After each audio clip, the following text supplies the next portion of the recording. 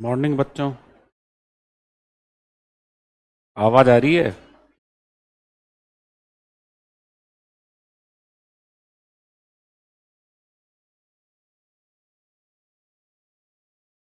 पढ़ना स्टार्ट करें। Last class में क्या पढ़ रहे थे? सैंड ड्यून, बालू का स्तूप है। और इसमें कौन कौन से पढ़ लिए? लॉन्गिट्यूडनल, ट्रांसवर्स, अनुदैर्ध्य, अनुप्रस्थ, सीप, बरखान। ठीक है ना?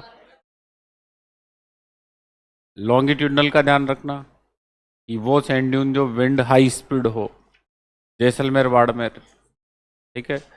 दूसरे आते हैं अपने आर्डे बालू का स्तूप। पहले तो ये देखना जियोमॉर्फोलॉजिकल रूप से कि सैंड्यूम के बालू का स्तूप कितने प्रकार के होते हैं। तो दो प्रकार के होते हैं, अनुप्रस्थ और अनुदैर्ध्य। बस ये दो ही होते हैं। या तो हवा के साथ उड़ जाओ या हवा को रोक दो। ठीक है, ये दो ही होते हैं। तो या तो आप खुद बह जाओ या इतना मान रखो कि सिस्टम को रोक दो। तो सिस्टम को जो रोक देते हैं वो कौन से है? अनुप्रस्थ। और सिस्टम के साथ आगे चलते रहते हैं वो अनुदैर्ध्य। तो सिस्टम के साथ जो आगे चलते रहते हैं वो लंबे टाइम तक जिंदा रहते हैं। फिर इसी के टाइप है सीप। सीप किसका है? लॉन्गिट्यूडनल का, अनुदैर्ध्य का। और बरखान और पैराबोलिक, इन दोनों की यदि एक भुजा बढ़ जाए तो ये अनुप्रस्थ से अनुदैर्ध्य में चेंज हो जाते हैं। ठीक है। बाकी सब ध्यान दो, रीजनल है, क्षेत्रीय है। लास्ट में अपन ने पढ़ा तारा बालू का स्तूप। इसमें इतना ध्यान रखना ये हम्माद डेजर्ट के बॉर्डर पे मिलते हैं, सीमाओं पर। हम्माद मरुस्थल की सीमाओं पर मिलते हैं। स्पेशली आपको सूरतगढ़ का ध्यान रखना। सूरतगढ़, पोखरण भी आया हुआ है, मोहनगढ़, सोहनगढ़। ठीक है बाप, ये नाम ध्यान में रखने तारा में। ठीक है, आगे चलें। यहां तक पढ़ लिए थे। फिर आता है नेटवर्क सैंड्यून। अग्रिम बालू का स्तूप होता है, लास्ट क्लास में मैंने पढ़ा दिया था। और सीकर, सॉरी, झुंझुनू, चूरू और हनुमानगढ़ जिलों में है ये। और झुंझुनू के कौन से बॉर्डर पे है? हरियाणा बॉर्डर पे। और खेतों के आसपास। तो नेटवर्क जो बालू का स्तूप होते हैं सबसे अग्रिम होते हैं और किसान को चेतावनी देते हैं। किसको? किसान को, कि भाई मरुस्थल है। मरुस्थलीकरण में अपन ये पढ़ चुके हैं कि अपनी खेती और जमीन जिसमें अपन घास बोते हैं, खेती करते हैं, वो जमीन धीरे धीरे बंजर हो जाए। इस प्रक्रिया को ही मरुस्थलीकरण कहते हैं बेटा। फिर धीरे धीरे वो बंजर हो गई, वहां खेती होना बंद हो गया। खेती होना बंद हुआ, घास फूस उगना शुरू हो गया। थोड़े दिनों बाद घास फूस उगना भी बंद। ठीक है, फिर क्या होगा? वहां ध्यान दो, एक अलग टाइप की सॉइल जनरेट हो जाएगी, मिट्टी पैदा हो जाएगी। और फिर वो मिट्टी हवा के कारण एक रूप ले लेगी। उसे अपन बालू का स्तूप कहते हैं। एक बार बालू का स्तूप आ गया तो फिर उसका इकोसिस्टम खत्म, पारिस्थितिकी तंत्र खत्म। ये मरुस्थलीकरण है। तो मरुस्थलीकरण में सबसे आगे जो बालू का स्तूप बनते हैं वो नेटवर्क बालू का स्तूप। ठीक है, तो अगला लिखो 6 नंबर लगा के, नेटवर्क सैंड ड्यून। नेटवर्क बालू का स्तूप।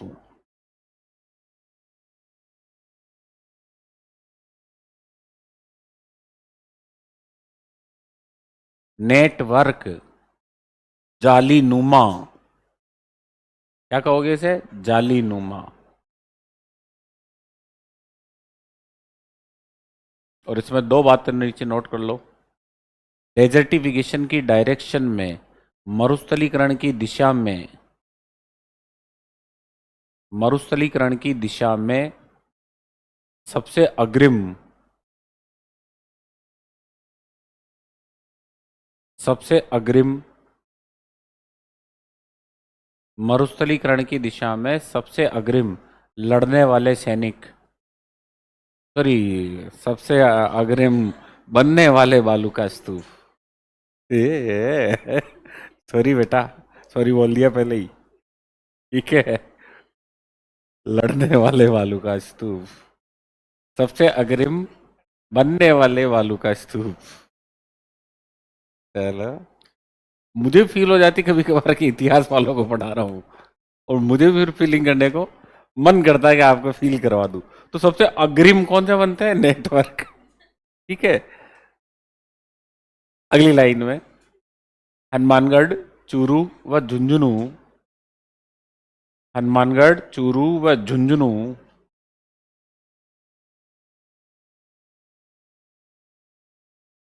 हनुमानगढ़, चूरू व झुंझुनू, लिख लिया बेटा? जिलों की हरियाणा सीमा पर, हनुमानगढ़, चूरू, झुंझुनू जिलों की हरियाणा सीमा पर। बस, मतलब मिलते हैं।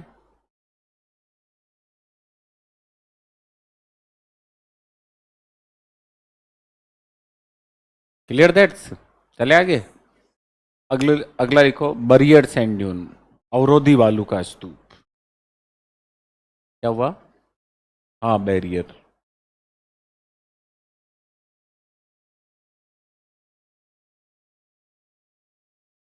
अवरोधी बालू का स्तूप।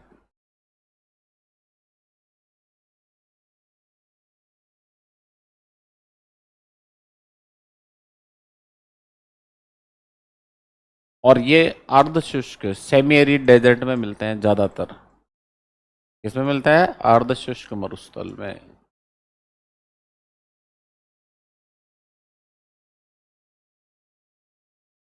नाग पहाड़ के समानांतर, समानांतर पुष्कर में।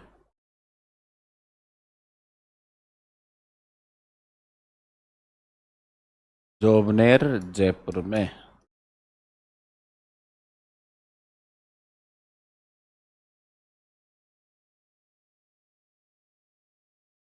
बिचून पहाड़ी, जयपुर।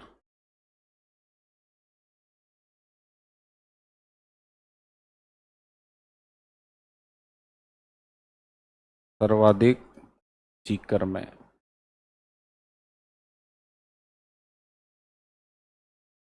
अलवर,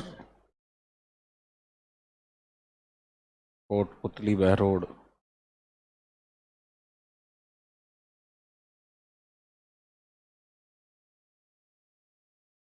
अलवर, कोटपुतली, बहरोड, खेरथल, दौसा। खोड़े के हनुमान जी को देखने को मिल जाएगा। आप में से देखा खोड़े के हनुमान जी का मंदिर? सामूद, देखा सामूद? ठीक है। और अपन इधर से चलते हैं रेलवे ट्रैक से खाटू श्याम जी, तो हरमाड़ा, वहाँ पहाड़ों के ऊपर रेत जमा है।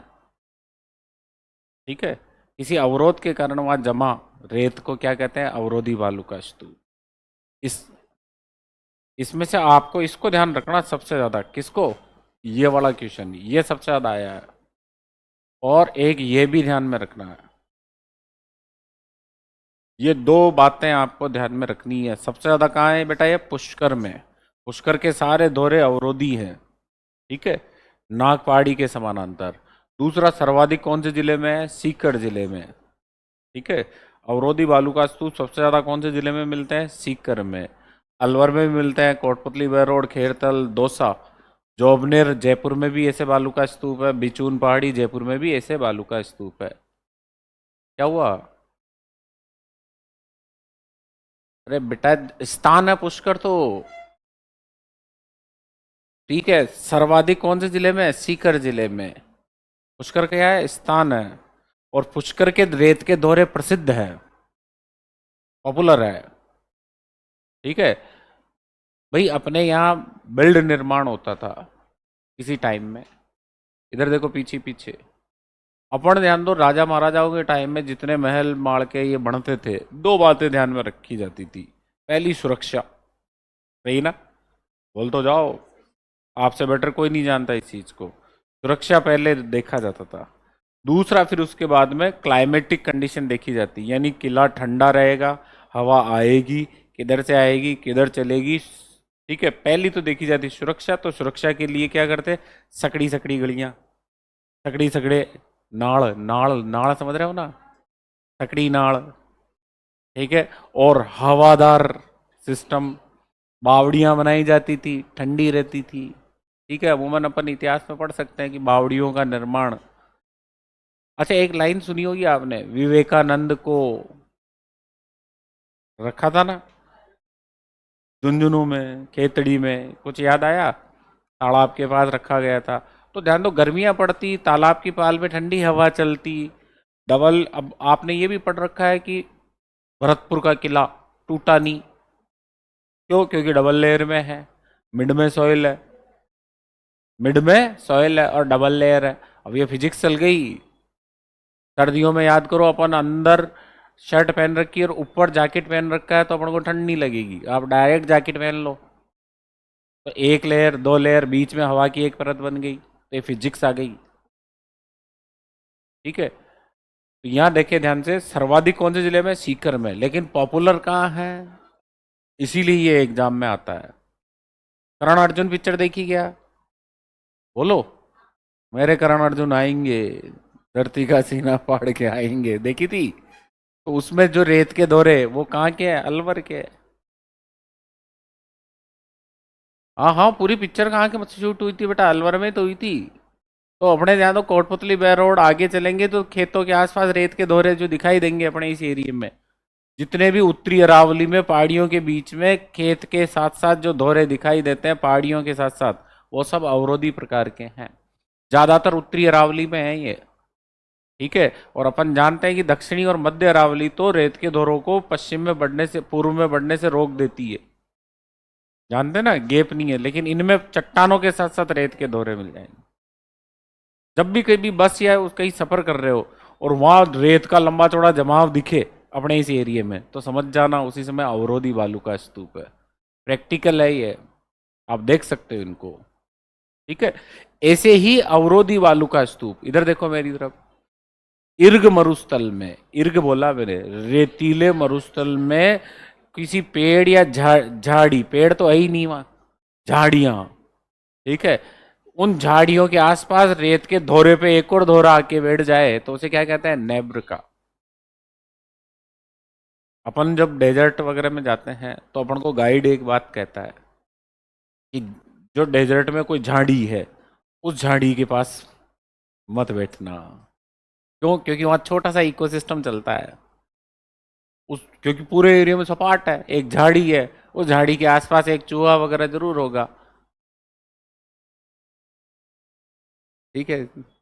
इसलिए वो गाइड पहले ही अपन को कह देता है कि झाड़ी के पास मत बैठना, साफ है ये, ठीक है। जैसलमेर घूमने जाओ और झाड़ी के पास जाके बैठ गए पता चला वहां तो तीन चार है, रसेल्स वाइपर, स्कैंड वाइपर, पीवड़ा अलग से है, ठीक है।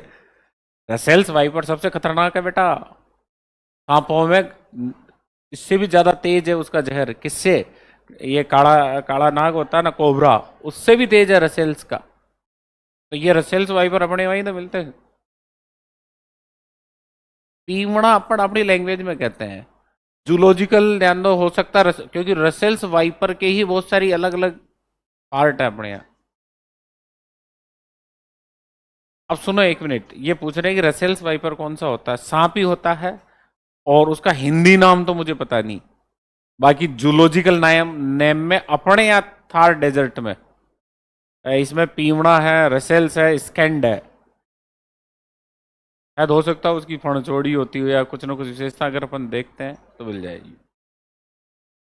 चलेंगे तो एक लाइन और लिख लो इसमें नीचे, इर्ग मरुस्थल में, इर्ग डेजर्ट में, इसी में एक लाइन लिखो नीचे, इर्ग मरुस्थल में, और आगे जिला लिखो जैसलमेर।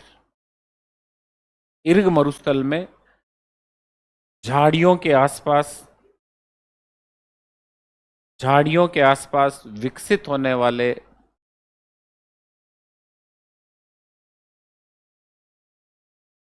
बालू का स्तूप, छोटे बालू का स्तूपों को नेब्र का कहा जाता है।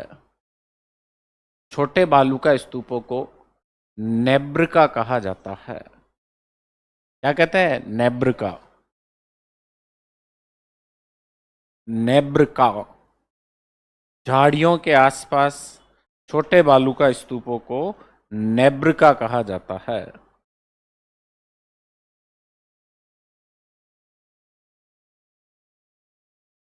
नोट कर लिया?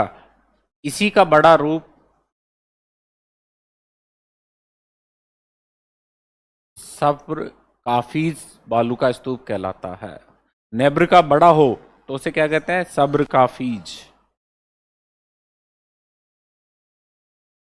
सब्र काफीज।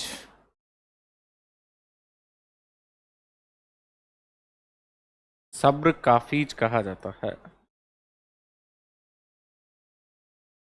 नोट कर लिया बेटा? बोलो। अब सुनो। है? हाँ, अरेबिक है।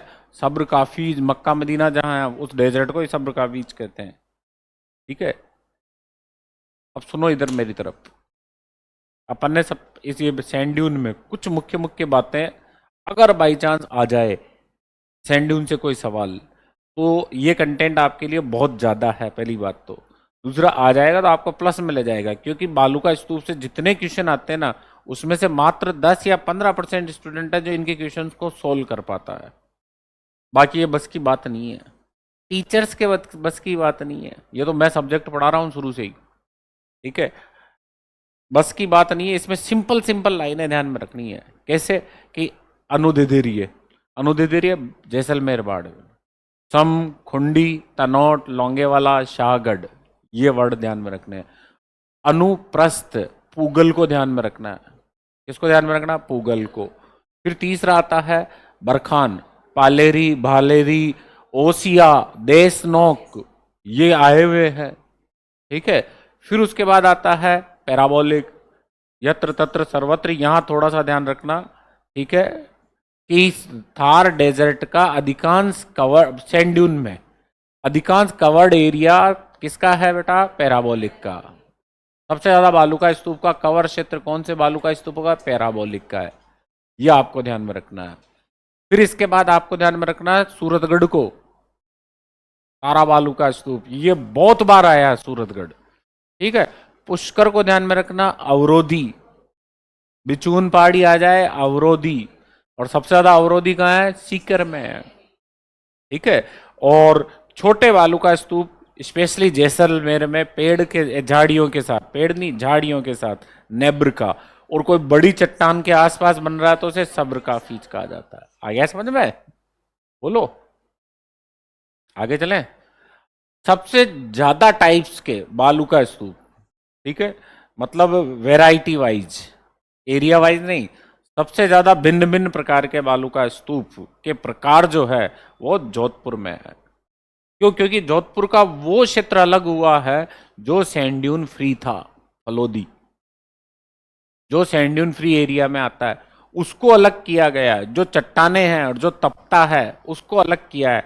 बचे हुए जोधपुर में सैंड की प्रधानता है। ठीक है?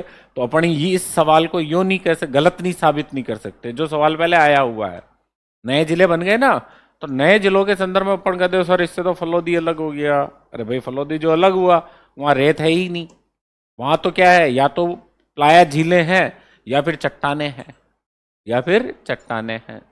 ठीक है? तो एक लाइन और नोट डाल के नीचे लिखो, सर्वाधिक प्रकार के बालू का स्तूप।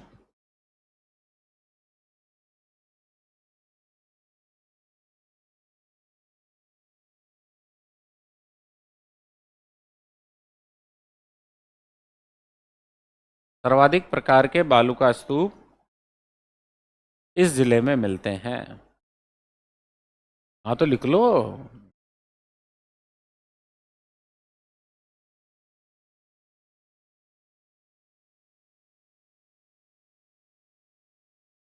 चले आगे।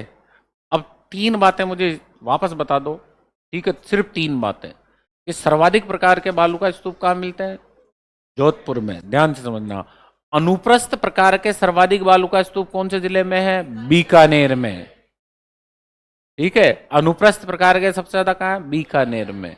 और बरखान सबसे ज्यादा कहाँ है? चूरू में। इसमें चूरू में। क्लियर। अनुदेधेरिय सबसे ज्यादा कहाँ है? जैसलमेर में। ठीक है। और इर्ग मरुस्थल का सबसे ज्यादा क्षेत्र कहाँ है? जैसलमेर में। हम्माद का जैसलमेर ही है। और रेग मरुस्थल का जोधपुर है। ठीक है। आगे लिखेंगे अपन, आगे लिखेंगे। ठीक है। ये अपन ने थार डेजर्ट के सारे सैंड ड्यून्स पढ़े, बालू का स्तूप पढ़े। चले आगे, बोलो बेटा। अगला लिखो हम्माद, सेकंड नंबर, 2 नंबर लगा के। हम्माद डेजर्ट, हम्माद मरुस्थल, हम्माद डेजर्ट। पहला कौन सा मरुस्थल पढ़ा था अपन ने? इर्ग। दूसरे नंबर पे लिखो हम्माद। ये भी अरेबियन वर्ड है बेटा, लीबिया के रिगार्डिंग है हम्माद। और इसका मतलब अपन यहां चट्टानी या पथरीला दोनों से ले सकते हैं। स्टोनी एंड रॉकी डेजर्ट, चट्टानी व पथरीला मरुस्थल, चट्टानी व पथरीला मरुस्थल दोनों से ही ले सकते हैं अपन। स्पेशली जिले ध्यान में रखना, सबसे ज्यादा कौन से जिले में? जैसलमेर। Jaisalmer plus Phalodi plus Balotra, Jodhpur, Barmer.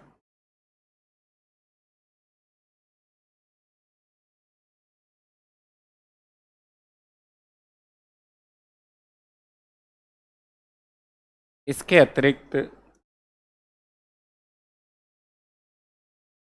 बीकानेर जिले में सकरी पट्टी के रूप में,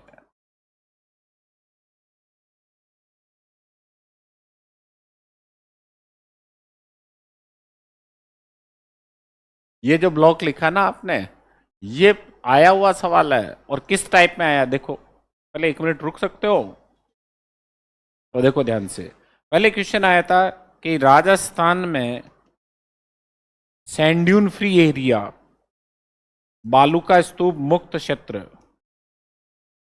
बालू का स्तूप मुक्त क्षेत्र स्थित है।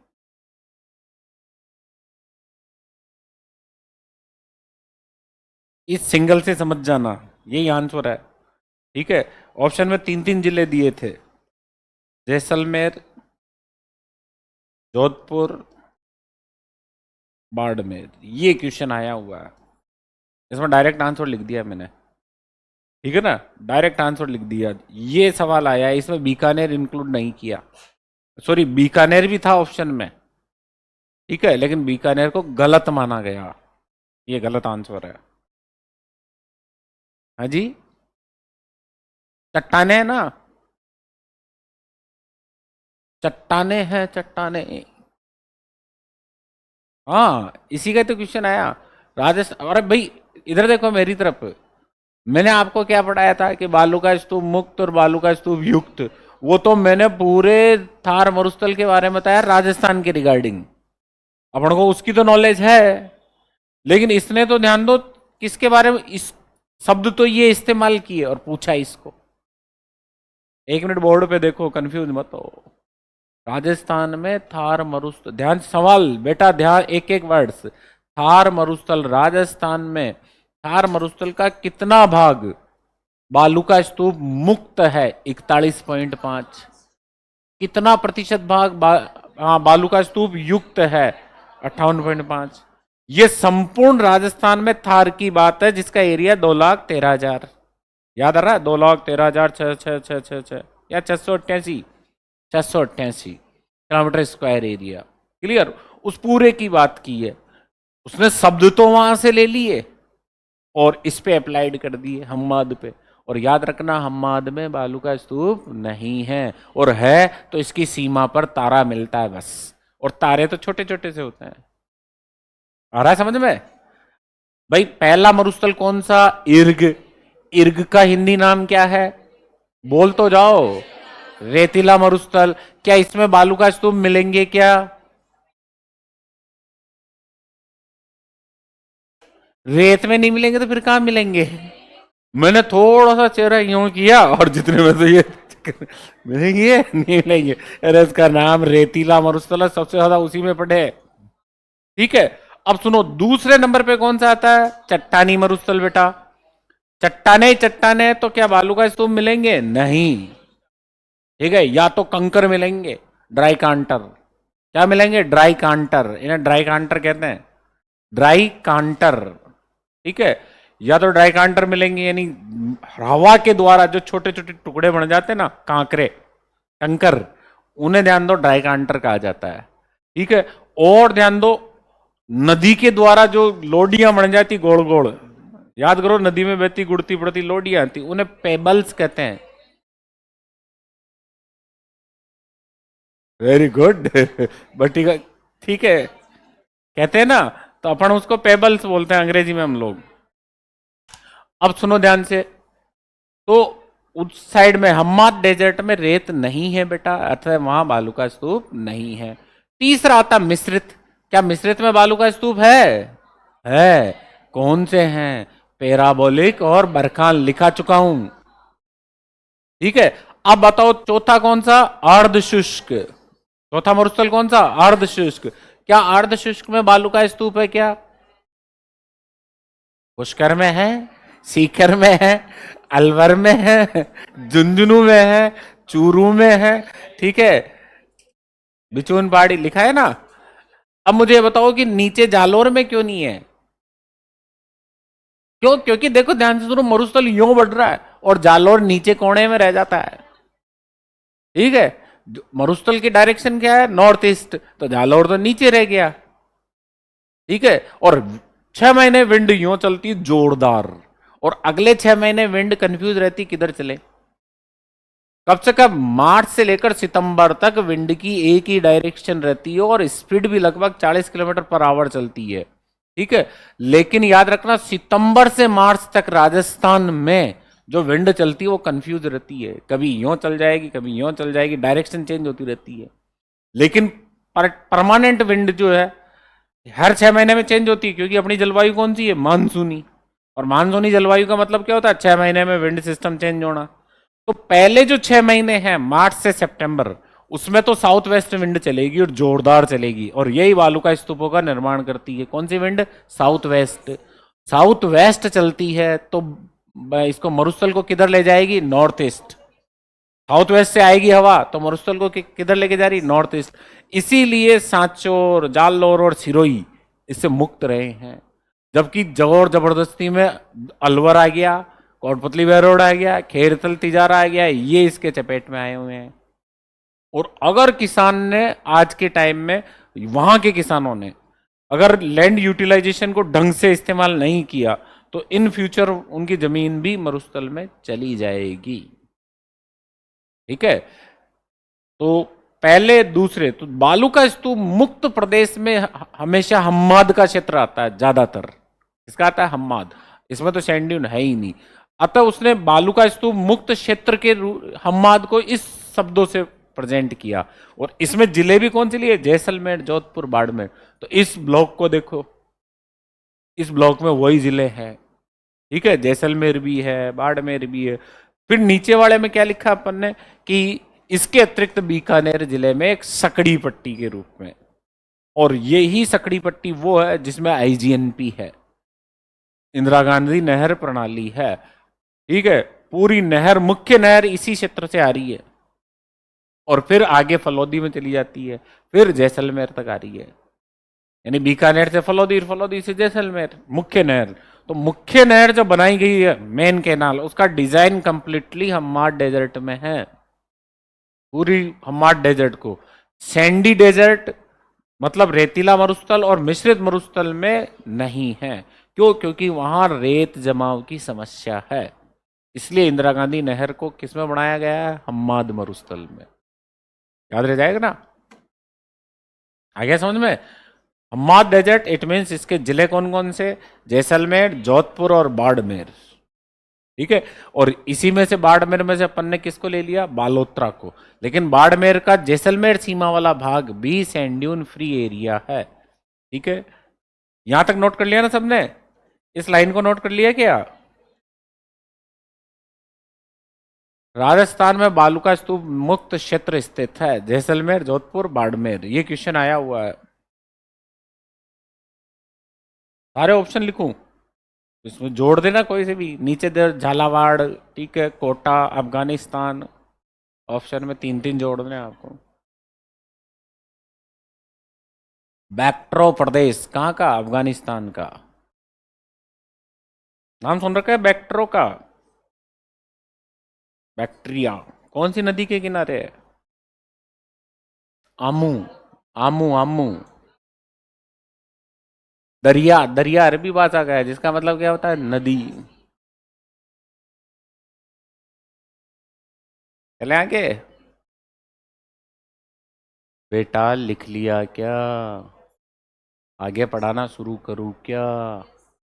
अम्माद ऐसा क्षेत्र है जहाँ पत्थर ही पत्थर है। ठीक है, अगली लाइन में नोट करो नीचे।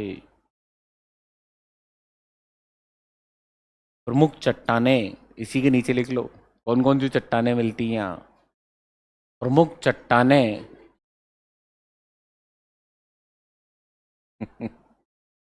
अच्छी बिटिया है। प्रमुख चट्टानें लिख लिया बेटा? हैं, लिख लिया? आगे ध्यान रखना, एक को छोड़ना। किसको? बेसाल्ट को। और आपके दिमाग में क्या क्या है बताओ देखे। हाँ बोलते चलो। ग्रेनाइट, क्वार्जाइट, सेस्ट, नेस, चूना, बलवा, जो भी आ रहा है। अब ठोक दो, सिर्फ बेसाल्ट मत लिखना प्लीज। लिखो चूना पत्थर, बलवा लिखो। चूना पत्थर, बलवा पत्थर, ग्रेनाइट, क्वार्जाइट, सेस्ट, नेस। और वो आता है ना साथ में मरने वाला। हाँ, संगमरमर। ठीक है, जल्दी लिखो, आईक्यू तो तेज है बच्चों की। ग्रेनाइट, बेसाल्ट नहीं लिखना है, ये ध्यान में रखना। ग्रेनाइट, क्वार्जाइट, सिस्ट, नेस, संगमरमर, चूना पत्थर, बलवा पत्थर। चूना पत्थर, बलवा पत्थर। नोट कर लिया? बोलो बच्चों, आगे चलें।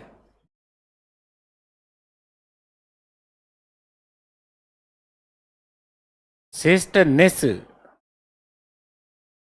संगमरमर। कैसे मरना है बेटा?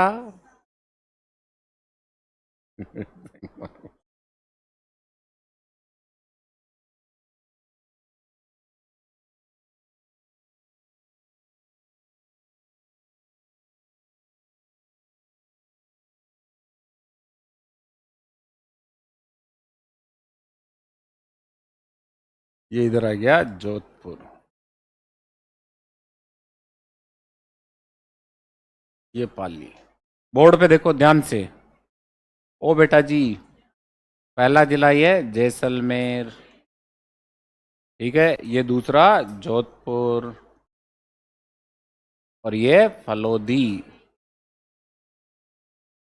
और ये बालोतरा, और ये बाड़मेर। बाड़मेर, फलोदी, जैसलमेर, बालोतरा, जोधपुर और बाड़मेर।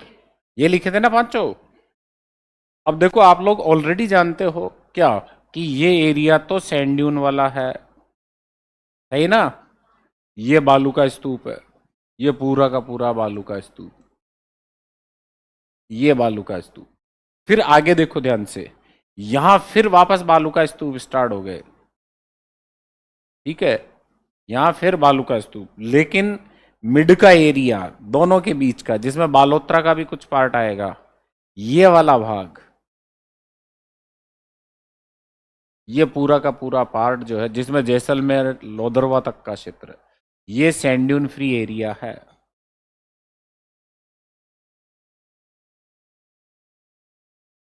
फ्री एरिया, देखो बोर्ड पे ये मिड का पार्ट, और इधर तो आ गया कौन सा मरुस्थल, मिश्रित, और इधर आ गया रेतीला, और बीच में पत्थरों का एरिया। ठीक है, हवा क्या करती है, इन पत्थरों को तोड़ती है और काटती है, आपस में टकराव टकराव करती है। जब ये आपस में लड़ते हैं तो बारीक हो जाते हैं। क्या हो जाते हैं, बारीक। और बारीक होने के बाद क्या बन जाती, मिट्टी बन जाती ना। फिर हवा क्या करेगी, उस मिट्टी को उड़ा के लेके जाएगी, और मिट्टी को बिछाना ही क्या होता है, बालू का स्तूप होता है। ठीक है, तो ये मिड का एरिया पूरा का पूरा चट्टानों का है। ठीक है, इसके आगे इधर चट्टाने भी है, पत्थर भी है, और रेत भी है, और इधर सिर्फ रेत है, और मिड में चट्टाने हैं। वापस देखो बोर्ड पर, इधर सैंडी सैंड, ये चट्टाने, और इस साइड में रेत और सैंड दोनों ही हैं। रेत और, हाँ, रेत और चट्टाने दोनों ही हैं। अतः इसे तो क्या कहते हैं, मिश्रित। ये हो गया पथरीला, और ये हो गया रेतीला। आया समझ में बेटा। अब इसमें ये शिव तहसील आ गई। ठीक है, अपना बाड़मेर का, बाड़मेर बाईतू, बाड़मेर और बालोतरा के बीच का स्टेशन कौन सा, बाईतू।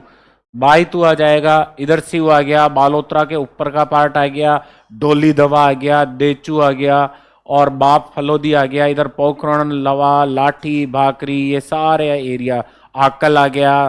ठीक है, ये पूरा का पूरा लोदरवा तक का, ये लोदरवा, ऊपर मोहनगढ़, ये पूरा क्षेत्र ध्यान दो, बालू का स्तूप फ्री है, सैंड ड्यून नहीं है।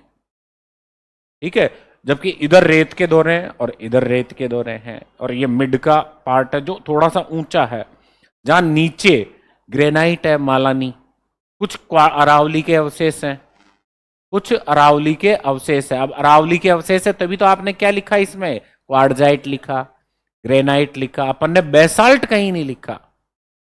याद रखना, बेसाल्ट नहीं है, बेसाल्ट सिर्फ और सिर्फ हाड़ौती में है, सिर्फ और सिर्फ हाड़ौती प्रदेश में क्या है, बैसाल्टिक चट्टाने हैं। समझ में आ गया पूरा चित्र, बोलो, लिखो इसके नीचे आगे। इसी क्षेत्र में लाठी सीरीज स्थित है। ये बन जाएगा क्या चित्र,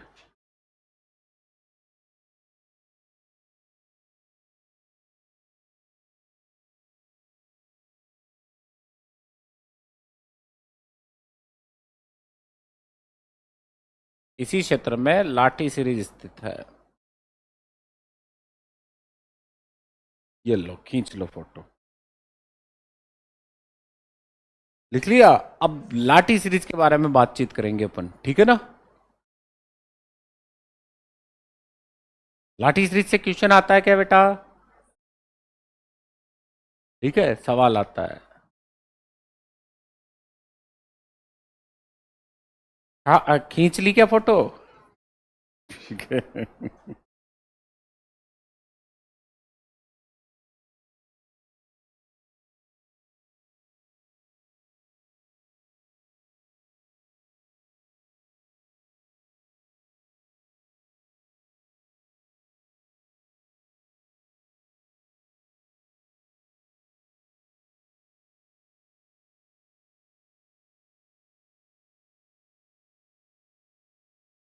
अब देखो बोर्ड पर, मैं जिला ले रहा हूं कौन सा, जैसलमेर। ये जैसलमेर जिले का मैप, उसी से लगभग सही बने।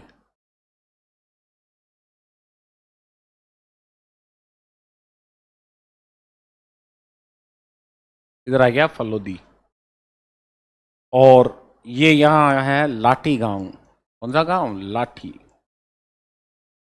और इसी के नीचे इधर आ गया ये चांदन, ये पोखरण, और उधर आ गया ये फलोदी। प्लीज बोर्ड पे, ठीक है। और ये जैसलमेर डिस्ट्रिक्ट हेडक्वार्टर, और अपर पार्ट में ये मोहनगढ़, और इधर आ गया ये लोदरवा, और ऊपर यहाँ है माताजी तनोट, और यहां बाड़मेर का शिव।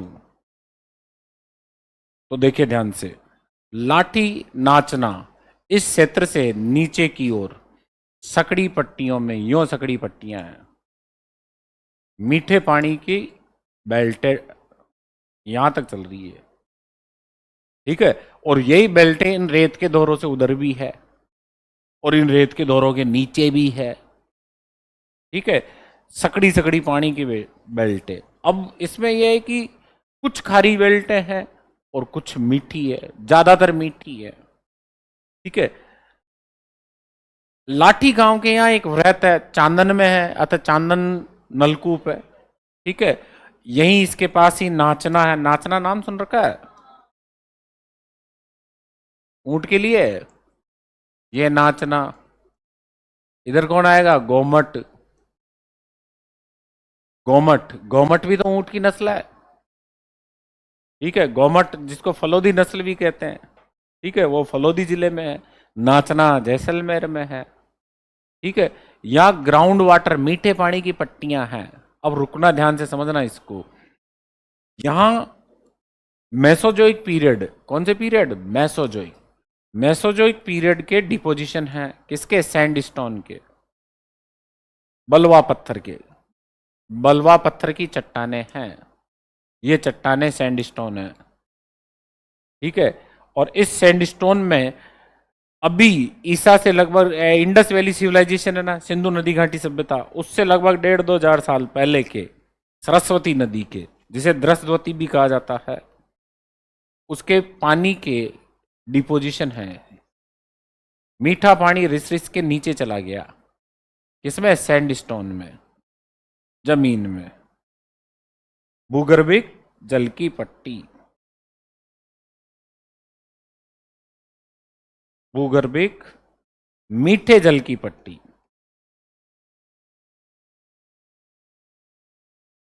और ये जो सैंडस्टोन है बेटा, ये मेसोजोइक पीरियड का है, मेसोजोइक एरा, यानी डायनासोरों के काल का है। सैंडस्टोन बेल्ट, और इसे लाठी लाणे सीरीज कहा जाता है। लाठी लाणे सीरीज। और पहले मटकी आई है पानी? घर में पहले मटकी आता है, पानी आता है? पहले मटकी आती है, तभी तो उसमें पानी भरोगे। अच्छा एक बात बताओ सर जी, ध्यान से। यहां एक मटकी लाकर उसमें पानी भरना है, तो इस सेंटेंस में पहले मटकी आई या पानी आया? हाँ, मैं पानी की बाल्टी लेके यहाँ खड़ा हूं, फिर भी जब तक मटकी नहीं आएगी तब तक तो पहले मटकी आई या पानी? पहले मटकी आई है यहाँ, याद रखना। इट मीन्स, ध्यान दो, पहले वाला सेंटेंस पहले आएगा कि लाठी सीरीज क्या है। लाठी सीरीज मेसोजोइक पीरियड की सैंडस्टोन बेल्ट है, जिसमें प्राचीन सरस्वती नदी का मीठा जल आकर इकट्ठा हो गया। अतः लाठी सीरीज को भूमिगत, ग्राउंड वाटर, भूमिगत मीठे जल की पट्टी भी कहा जाता है। जबकि पहला आंसर क्या होगा? सैंडस्टोन। और सेकंड आंसर क्या होगा? भूमिगत जल की पट्टी। अरे नीचे पत्थर ही नहीं है। अगर पत्थर, एक बात बताओ, यहां पत्थर क्वार्टजाइट होता तो वो पानी नीचे जाता ही नहीं, क्योंकि क्वार्टजाइट कठोर है। और ये सैंडस्टोन है तो रिश्ता रिश्ता रिश्ता नीचे चला गया। चूने में पानी नीचे चला जाता है बेटा, और बलुआ पत्थर में नीचे चला जाता है, क्योंकि एक सॉफ्ट होते हैं। ठीक है, मुल्तानी मिट्टी, चूना पत्थर, बलुआ पत्थर, रेयर्स अर्थ, फुल अर्थ, ये सब कच्चे पत्थर होते हैं। ठीक है, इसमें पानी रिस रिस कर नीचे चला जाएगा, लेकिन संगमरमर, ग्रेनाइट, क्वार्टजाइट, इनमें पानी रिस रिस कर नीचे नहीं जा सकता। अतः लाठी सीरीज क्या है? एक सैंडस्टोन बेल्ट है, जिसमें प्राचीन द्रस्वती, सरस्वती नहीं, द्रस्वती, प्राचीन द्रस्वती नदी का जल, ठीक है, रिस रिस कर नीचे चला गया, जो वर्तमान में ग्राउंड स्वीट वाटर बेल्ट है, भूमिगत मीठे जल की पट्टी है। क्लियर? अब कहीं कहीं ऊपर भी आ रहा है, आ रहा है ना? बोल तो जाओ, उसको देखो, मेरे को नहीं। तो हाँ, उसी को देख रही है, अच्छी बात है। तो ऊपर आ रहा है पानी, तो ध्यान दो, वहां क्या होगी? मिट्टी है, मिट्टी है तो नमी लेगी, नमी लेगी तो फिर क्या है? वेरी गुड, क्या है फिर? घास उगेगी ना। तो तीसरा आंसर क्या होगा? सेवण घास। बोलो पहला आंसर लाठी सीरीज क्या है? हाँ, सैंडस्टोन बेल्ट है। दूसरा लाठी सीरीज क्या है? लाठी सीरीज क्या है? सेवण घास की। ठीक है। और लाठी सीरीज में फॉसिल्स मिलते हैं, जीवाश्म मिलते हैं। ठीक है, ये देखो, ये डायनासोर। अंडा कौन दे रहा है बेटा? डायनासोर।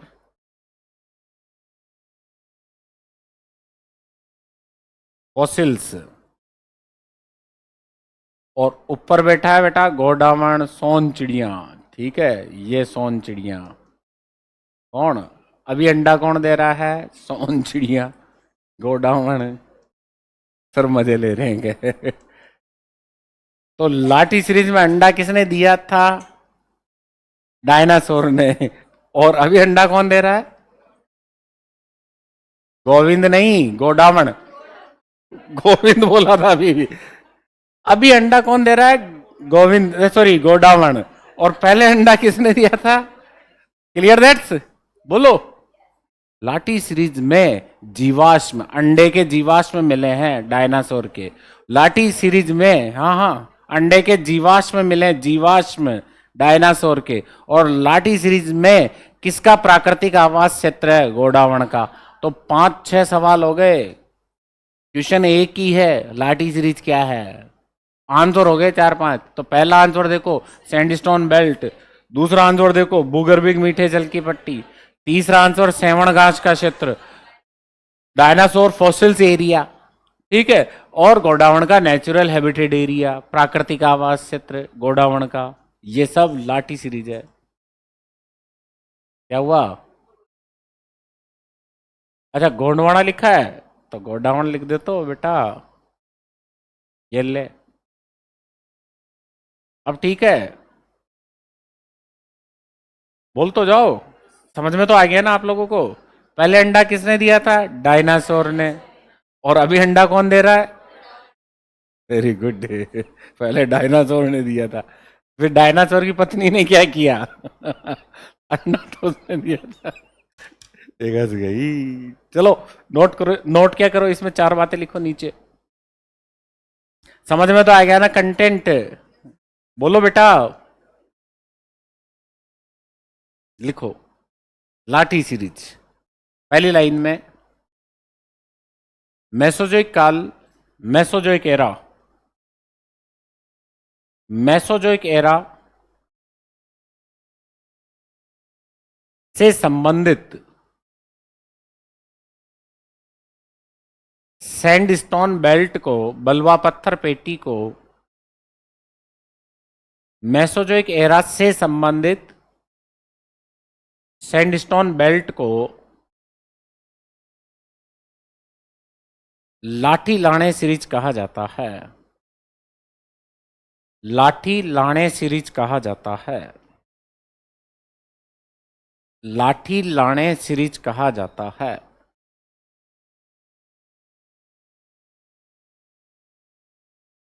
इस सैंडस्टोन क्षेत्र में प्राचीन सरस्वती नदी, इस सैंडस्टोन क्षेत्र में प्राचीन सरस्वती नदी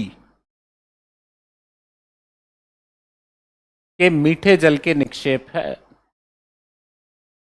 प्राचीन सरस्वती नदी के मीठे जल के भंडार हैं, निक्षेप है। अतः लाठी सीरीज भूगर्भिक मीठे जल की पट्टी है। अतः लाठी सीरीज भूगर्भिक मीठे जल की पट्टी है। अतः लाठी सीरीज भूगर्भिक स्वीट वाटर बेल्ट है। नमी प्राप्त करके, नमी प्राप्त करके, नमी प्राप्त करके इस क्षेत्र में सेवण घास विकसित हुई है। नमी प्राप्त करके इस क्षेत्र में कौन सी घास बेटा? सेवण घास विकसित हुई है।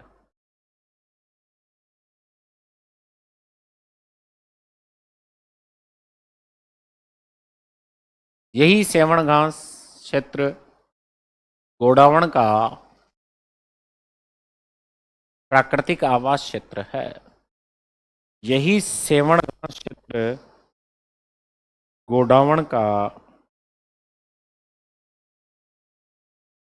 प्राकृतिक आवास क्षेत्र है।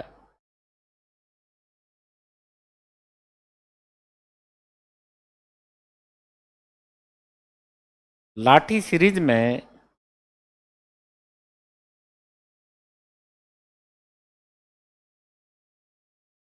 डायनासोरों के अवशेष प्राप्त हुए हैं। डायनासोरों के अवशेष प्राप्त हुए हैं।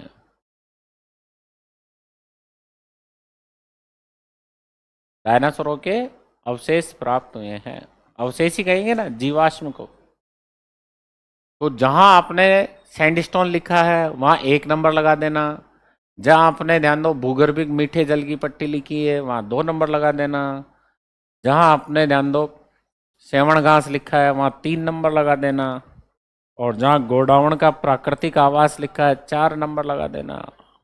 डायनासोरों के जीवाश्म अवशेष वहां 5 नंबर। क्वेश्चन एक ही है, लाठी सीरीज क्या है?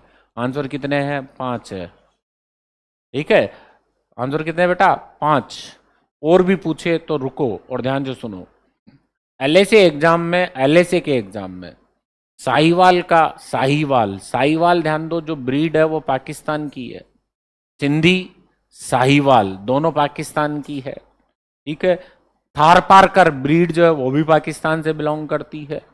हरियाणवी ब्रीड हरियाणा से बिलोंग करती है। सिंधी और साहिवाल दोनों का मिश्रित जो है वो राठी कहलाता है। अतः राठी का मूल स्थान कौन सा है राजस्थान में? तो कोई सही नहीं है, क्योंकि राठी तो संकर नस्ल है। ठीक है, अब आगे ध्यान सुनो। थारपारकर, क्योंकि लाठी सीरीज ध्यान दो पाकिस्तान में भी है। पाकिस्तान में वहां साहिवाल पाली जाती है। घास है ना यहाँ, बोल तो जाओ। तो इस घास को ध्यान दो, ये कोई गोडाउन अकेला ही थोड़े राज करेगा घास पे। घास को तो कोई गाय भी खाएगी, खाएगी ना गाय। तो अपने यहाँ ये थार पारकर है। जीके में हम लोग पढ़ाते हैं कि लाठी सीरीज थार पारकर ब्रीड का चारागाह क्षेत्र है। ठीक है, जबकि एलएसए एग्जाम में साहिवाल को सही माना गया। ठीक है, थार पारकर को नहीं माना गया। ऐसा क्यों? क्योंकि वो सब्जेक्ट का पेपर था। अपने जीके में तो जब भी क्वेश्चन आया है तो थार पारकर को ही सही माना गया है। अच्छा एक बात बताओ, लाठी सीरीज में सबसे पॉपुलर बोरवेल कौन सा है? तो अपन कहते हैं चांदन नलकूप, कहते हैं ना। और चांदन में ही ध्यान दो, 1 मिनट रुको, चांदन में ही थार पारकर का ब्रीडिंग सेंटर है। थार पारकर नस्ल का प्रजनन केंद्र कहाँ है? चांदन में। और सेवण घास डिपो कहाँ है? वो भी चांदन में। और चांदन नलकूप कहाँ है? चांदन में। तीनों घटनाक्रम कहां से संबंधित है बेटा? चांदन से। ये देखो, ये लाठी सीरीज का मेड का पार्ट, चांदन नलकूप चांदन में। तो अपने यहां जीके में हमेशा जब भी क्वेश्चन आता है कि लाठी सीरीज कौन सी ब्रीड का, ठीक है, चारागाह क्षेत्र है, तो अपने यहां सही माना जाएगा थार पारकर को। जीके में वो सब्जेक्ट में पूछा गया सवाल है साहिवाल का। तो साहिवाल का ये पूरा एरिया ही साहिवाल का है। और ये किसका है? थार पारकर का है। तो थार पारकर नीचे बाड़मेर में भी है, इधर गुड़ामलानी में भी है, तो इधर थार पारकर में भी और उमरकोट में भी है। तो ये यहाँ की ब्रीड है। जबकि साहिवाल थोड़ा सा ऊपर सुक्कुर, रहीमयार खान वहां की ब्रीड है। तो उधर जो लाठी सीरीज है पाकिस्तान साइड में, वहां तो साहिवाल को पाला जाता है, अपने यहाँ थार पारकर को पाला जाता है। आ गया समझ में? क्योंकि मैंने इतनी बात इसलिए कही क्योंकि आप में से कोई प्रीवियस क्वेश्चन आंसर सॉल्व करता है ना, तो वो अगर बाई चांस बोले कि लाठी सीरीज सर ने तो हमें थार पार कर लिखाया है, क्या हुआ बेटा? सर ने तो थार पार कर लिखाया है, जबकि एग्जाम में क्वेश्चन कौन सा आया है? साहिवाल का। तो वो तो एलएसए में पूछा गया है। ठीक है, तो यहाँ नीचे लिख लो। लाठी सीरीज, ये छठा आंसर हो गया एक तरीके से। लाठी सीरीज थार पारकर ब्रीड का, नस्ल का चारागाह क्षेत्र है। नस्ल का चारागाह क्षेत्र है। नस्ल का चारागाह क्षेत्र है। लाठी सीरीज थार पारकर नस्ल का चारागाह क्षेत्र है। कौन सी नस्ल का?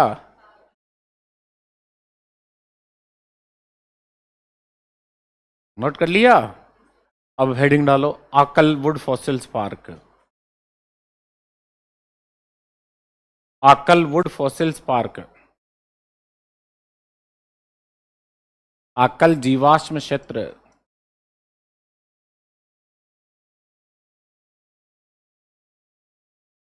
Akal wood fossils park.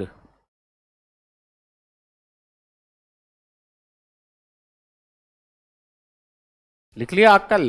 ये लाठी सीरीज का चित्र हो गया। अब चले आकल में।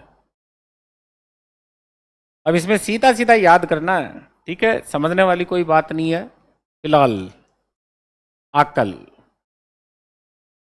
अब देखो आकल एक गांव है। क्या है ये गांव? कौन से जिले का है ये? जैसलमेर का। ठीक है। आकल गांव में 14 करोड़ से 18 करोड़ वर्ष पहले के, 14 करोड़ से 18 करोड़ वर्ष पहले के लकड़ी के जीवाश्मों का कंजर्वेशन किया गया है, संरक्षण किया गया है। और ये जो जीवाश्म हैं ये जुरेसिक पीरियड के हैं, डायनासोरों के पीरियड के, जुरेसिक काल के। ये एरिया जो है, क्षेत्र जो है, राष्ट्रीय मरु नेशनल पार्क में आता है। ये सीधा क्वेश्चन आता है कि आकलवुड फॉसिल्स पार्क कौन से क्षेत्र में है?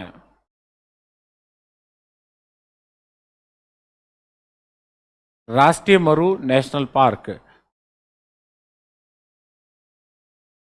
आकलवुड फॉसिल्स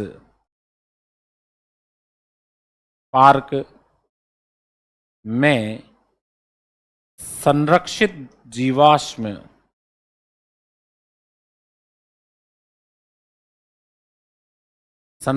जीवाश्म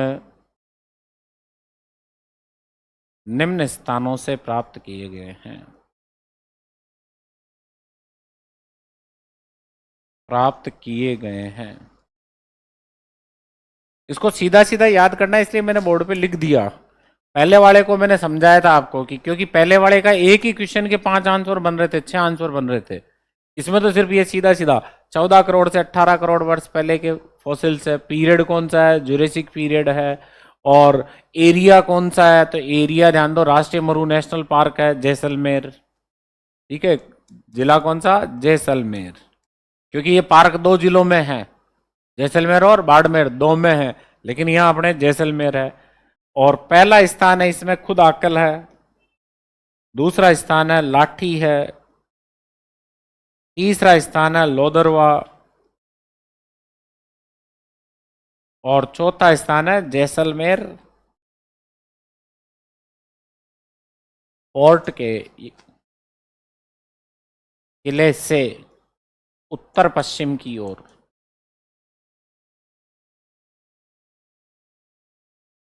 से। लोदरवा से ऊपर की ओर चले, कनौड़ की ओर। जैसलमेर किला, उससे कनौड़ की ओर चलेंगे। ठीक है, तो साइड में से लकड़ी के जीवाश्म प्राप्त किए गए। ये 4 स्थान है, वहां चारों स्थानों के नाम लिखे हुए हैं। ये कंटेंट मैंने किस में से लिखा रहा हूं आपको? ये लिखा रहा हूं सूचना जनसंपर्क मंत्रालय, सूजस से। उसमें इसकी डिटेल दी हुई है, सूजस में। आकल, लाठी, लोदरवा और जैसलमेर किले से उत्तर पश्चिम की ओर।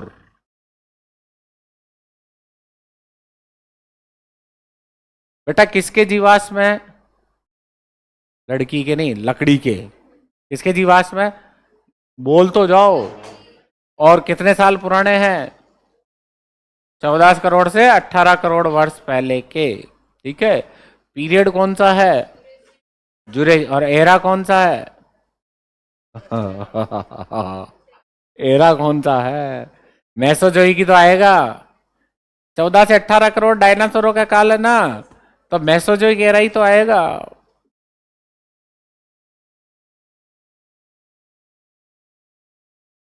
नोट कर लिया?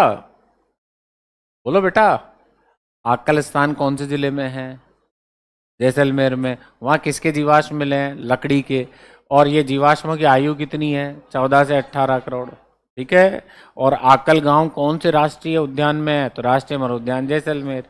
ये चार बातें ध्यान में रखनी है। चले आगे। बोलो बेटा। अगला लिखो, बाप बोल्डर। सीधे सीधे क्वेश्चन लिखवा रहा हूं मैं आपको अब। बाप बोल्डर। कौन सा बोल्डर? बाप।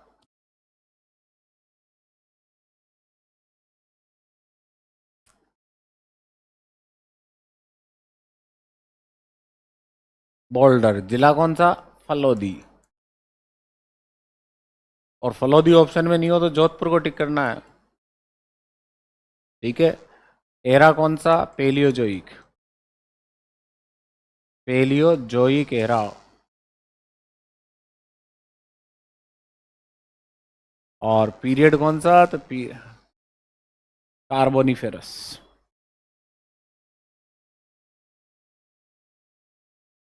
फेरस। परमीनियन।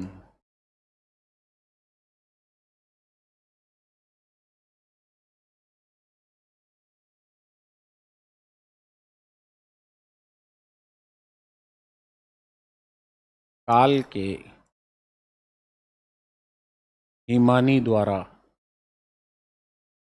निक्षेपित बोल्डर जमाव।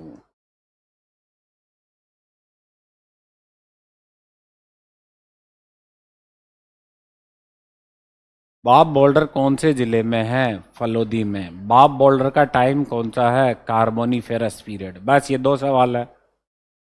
ये दो क्वेश्चन है इसमें। लिख तो मैंने बहुत कुछ दिया, ये दो ध्यान में रखने हैं। तीसरा इसको ध्यान में रख लेना, ये बर्फ के द्वारा निक्षेपित है।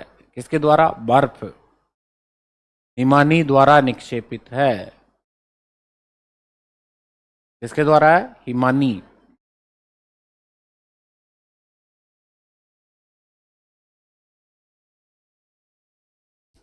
अच्छा, पॉलिटी आपको जाखड़ साहब पढ़ाते हैं? क्या बात है भाई। नोट कर लिया? बोलो बच्चों। किसके द्वारा निक्षेपित? Glacier deposition. ठीक है। हमें कैसे पता चलता है कि आज से 24 करोड़ साल पहले, 24 से 28 करोड़, कार्बोनिफेरस आ गया ना, ये 24 से 28 करोड़ साल पहले है। याद करो, 23.5 लिखाया था मैंने।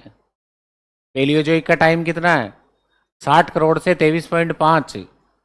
पेलियोजोइक का टाइम कितना देखो इंडेक्स में। देखो तो एक बार इनको मेहनत तो करने दो, महान विभूतियों को। एक बार पीछे पन्ने पलटो। पलट दिया। अब इसमें एक बार, ठीक है, खुली आंखों से देखो। ठीक है। क्या देखा? पेलियोजोइक एरा का टाइम कितने बजे से कितने बजे तक है? कितने से कितने का है? 60 करोड़ से 23.5 करोड़ वर्ष के मध्य का। ठीक है, यही है ना। मुकंदरा हिल्स इसी समय बनी थी ना, और मारवाड़ सुपर ग्रुप की चट्टानें इसी टाइम में बनी थी।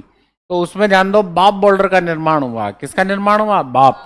तीन सवाल है। पहला सवाल ध्यान से सुनो, बाप बोल्डर कौन से जिले में बेटा?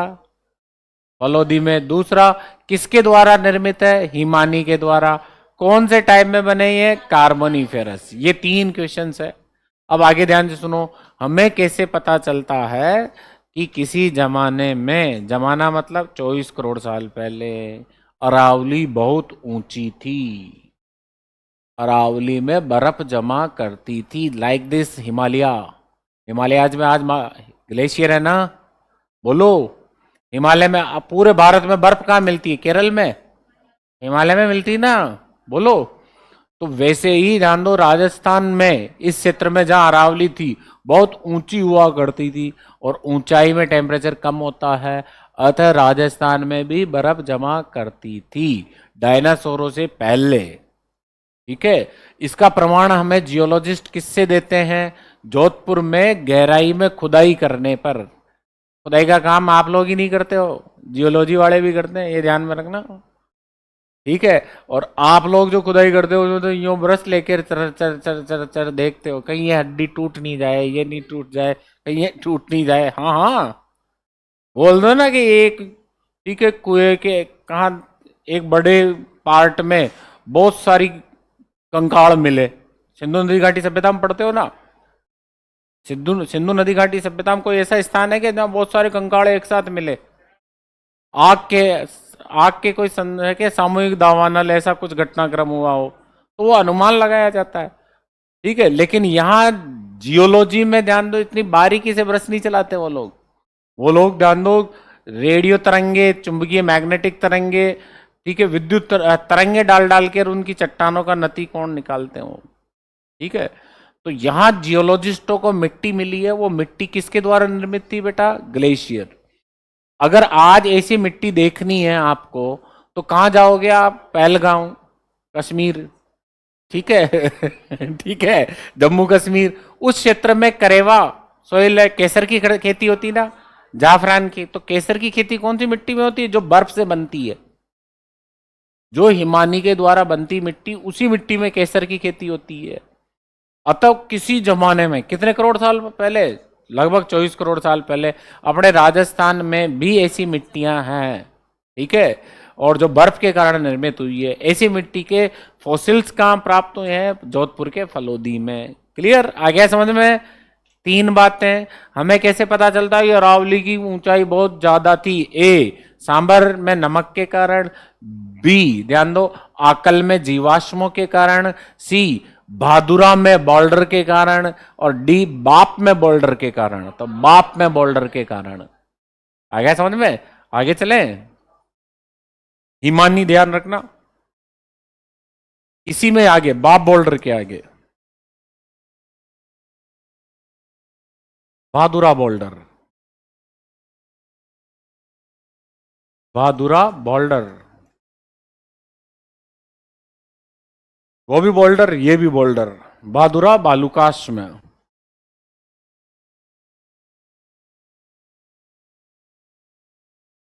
भादुरा बोल्डर। और जो यहां लिखा है ना, इसको यूं का यूं नीचे लिखो, बाकी एक अंतर कर देना, डिफरेंस। और वो डिफरेंस क्या करोगे? हिमानी की जगह सागरीय लहर लिखोगे। जो ऊपर लिखा है ना, भादुरा बोल्डर, कौन से जिले में? फलोदी या जोधपुर। जो ऊपर लिखा है वो का वही नीचे नोट करो, और कोशिश करो बिना देखे, हालांकि कॉपी में देख लोगे आप लोग। ठीक है, फलोदी जोधपुर। एरा कौन सा बेटा? Paleozoic era. पीरियड कौन सा? Carboniferous plus permian period. Carboniferous plus permian period. आगे लिखोगे, काल के हिमानी द्वारा निक्षेपित बोल्डर जमाव। तो हिमानी की जगह क्या करोगे? सागरीय लहर। हिमानी की जगह क्या लिखोगे बेटा? सागरीय लहर।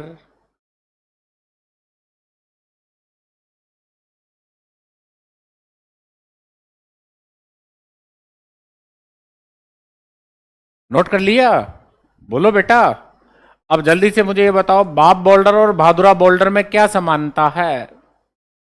दोनों फलोदी में है, दोनों जोधपुर से संबंधित है, और दोनों का टाइम एक ही है। अंतर क्या है?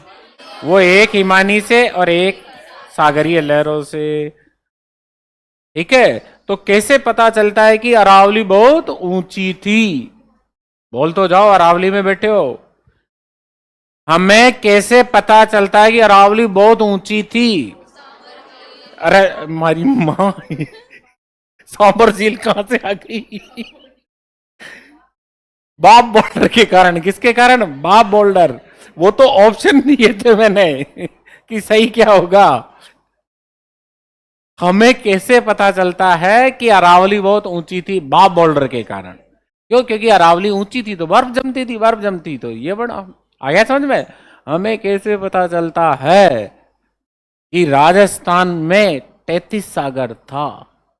बहादुरा। बहादुरा। बहादुरा में क्या लिखा? सागरीय लहर लिखी ना।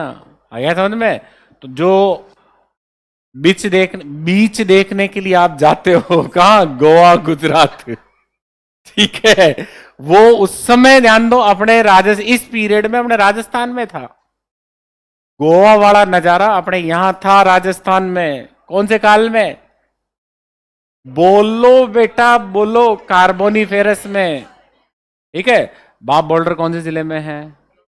फलोदी में। बहादुरा बोल्डर कहाँ है? दोनों का निर्माण कौन से पीरियड में हुआ था? तो कौन से पीरियड में राजस्थान में अरावली से बर्फ टूट टूट कर 33 सागर में जाकर गिरती थी? कार्बोनिफेरस में। ठीक है। 33 सागर में जाकर, टूट कर 33 सागर में जाकर गिरती थी। इट मीन्स जोधपुर में कोस्टल एरिया था और उसके बैक साइड में बर्फ बर्फ थी जो टूट कर नीचे जाती। नीचे जाती तो मिट्टी बिछाती और उधर सागर से की लहरें भी ध्यान दो मिट्टी लाकर बिछाती। आ गया समझ में? चले आगे। लाठी सीरीज पूरी समझ में आ गई। कल जीवाश्म पूरा समझ में आ गया। बाप बोल्डर आ गया। बहादुरा बालूकाश्म आ गया। ठीक है। चले आगे। अगला लिखो बिरमानिया सीरीज। इसी में एरो लगा के लिखो बिरमानिया सीरीज। बिरमानिया सीरीज। और आगे लिख लेना जैसलमेर। टाइम लिखना है इसका पेलियोजोइक।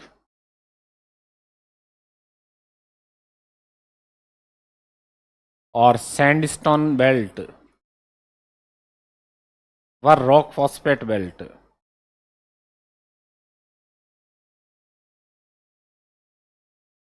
इसको रट लेना, ये क्वेश्चन आया हुआ है। इधर देखो एक बार। ये यहां से सवाल न आकर कौन से चैप्टर से पूछा जाएगा? खनिज। ठीक है। एक मिनट रुको ताकि चीज समझ में आ जाए। क्या लिखा है? रॉक फॉस्फेट लिखा है ना? बोलो। राजस्थान में रॉक फॉस्फेट के सबसे बड़े डिपोजिशन कहां है? उदयपुर में और झामर कोटड़ा में। सबसे बड़ी खान कौन सी है? उदयपुर, झामर कोटड़ा। दूसरा सबसे ज्यादा डिपोजिशन कहां है? जैसलमेर में। और जैसलमेर में भविष्य में सबसे बड़ी खान कौन सी बनेगी? बिरमानिया। ठीक है। तो बिरमानिया में पीला बलुआ पत्थर और रॉक फॉस्फेट है। क्लियर? नोट कर लो।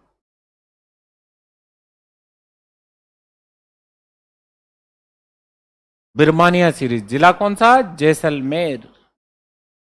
एरा कौन सा बेटा? Paleozoic era.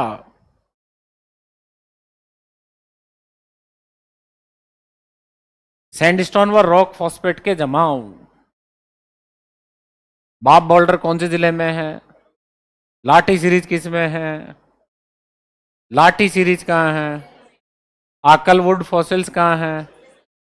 ठीक है। बहादुरा बोल्डर कहाँ है? बहादुरा बोल्डर कहाँ है?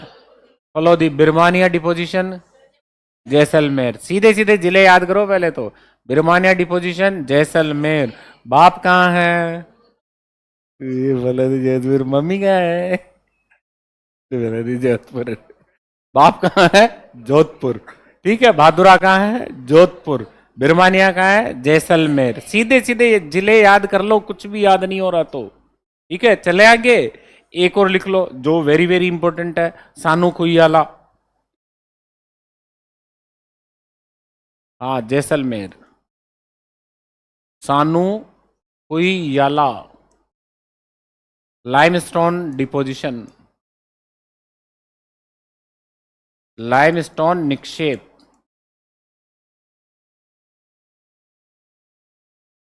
Palaeozoic era. जिला कौन सा? जैसलमेर। वेरी इंपॉर्टेंट कर लेना बेटा इसको। Steel grade. चूना पत्थर,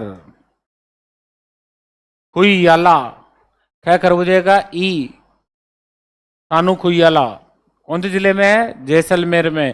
क्या मिलता है बेटा यहाँ? या चूना। हाँ हाँ, लाइमस्टोन और चूना। ठीक है, स्टील नहीं मिलती बेटा यहाँ, चूना। वेरी गुड, स्टील ग्रेड चूना पत्थर। ठीक है, 6 सवाल है, वापस बोल दूं या रुकूं? अभी रुक जाऊं थोड़ी देर के लिए? बोल दिया करो बच्चों मेरे को कि सर रुको, सर चलो, सर रुको, सर चलो।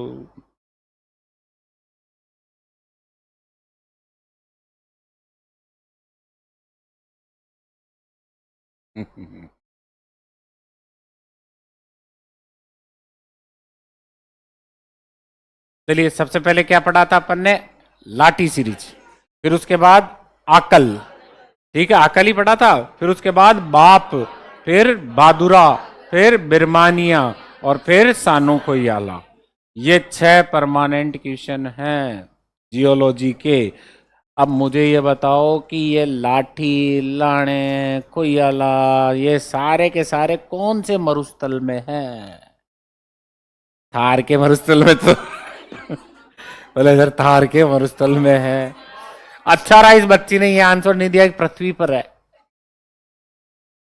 ठीक है, कहाँ है ये? हम्माद मरुस्थल में। आ गया समझ में? अब उठा के क्वेश्चन दे दे, आईजीएनपी केनाल की मुख्य नहर कौन से मरुस्थल में बनाई गई है? हम्माद। हम्माद में ही क्यों बनाई गई मेन केनाल? हाँ, पत्थर ही पत्थर है। ठीक है, और मिट्टी की मामूली परत है, रेत नहीं है। इसलिए ध्यान दो, नहर भराव की समस्या नहीं आती। इसलिए कैनाल को पूरे के पूरे कहाँ केस में बनाया? हम्माद डेजर्ट। ठीक है, अब ये 6 बातें किसकी थी बेटा? हम्माद की। आगे चले, अब हम्माद में सबसे इंपॉर्टेंट 2 बातें और है। ठीक है, पहली ध्यान से सुनो, झीलें मिलती है यहाँ। क्या मिलती है? झीलें। और जो झीलें मिलती है लेक्स, 2 टाइप की मिलती है, एक नेचुरल लेक्स और एक आर्टिफिशियल। खारा और मीठा पानी तो छोड़ो फिलहाल। ठीक है, 2 टाइप की झीलें हैं। प्लीज अगले 5 मिनट सुन लेना मेरे को ध्यान से। ठीक है, सब क्लास में ही हो?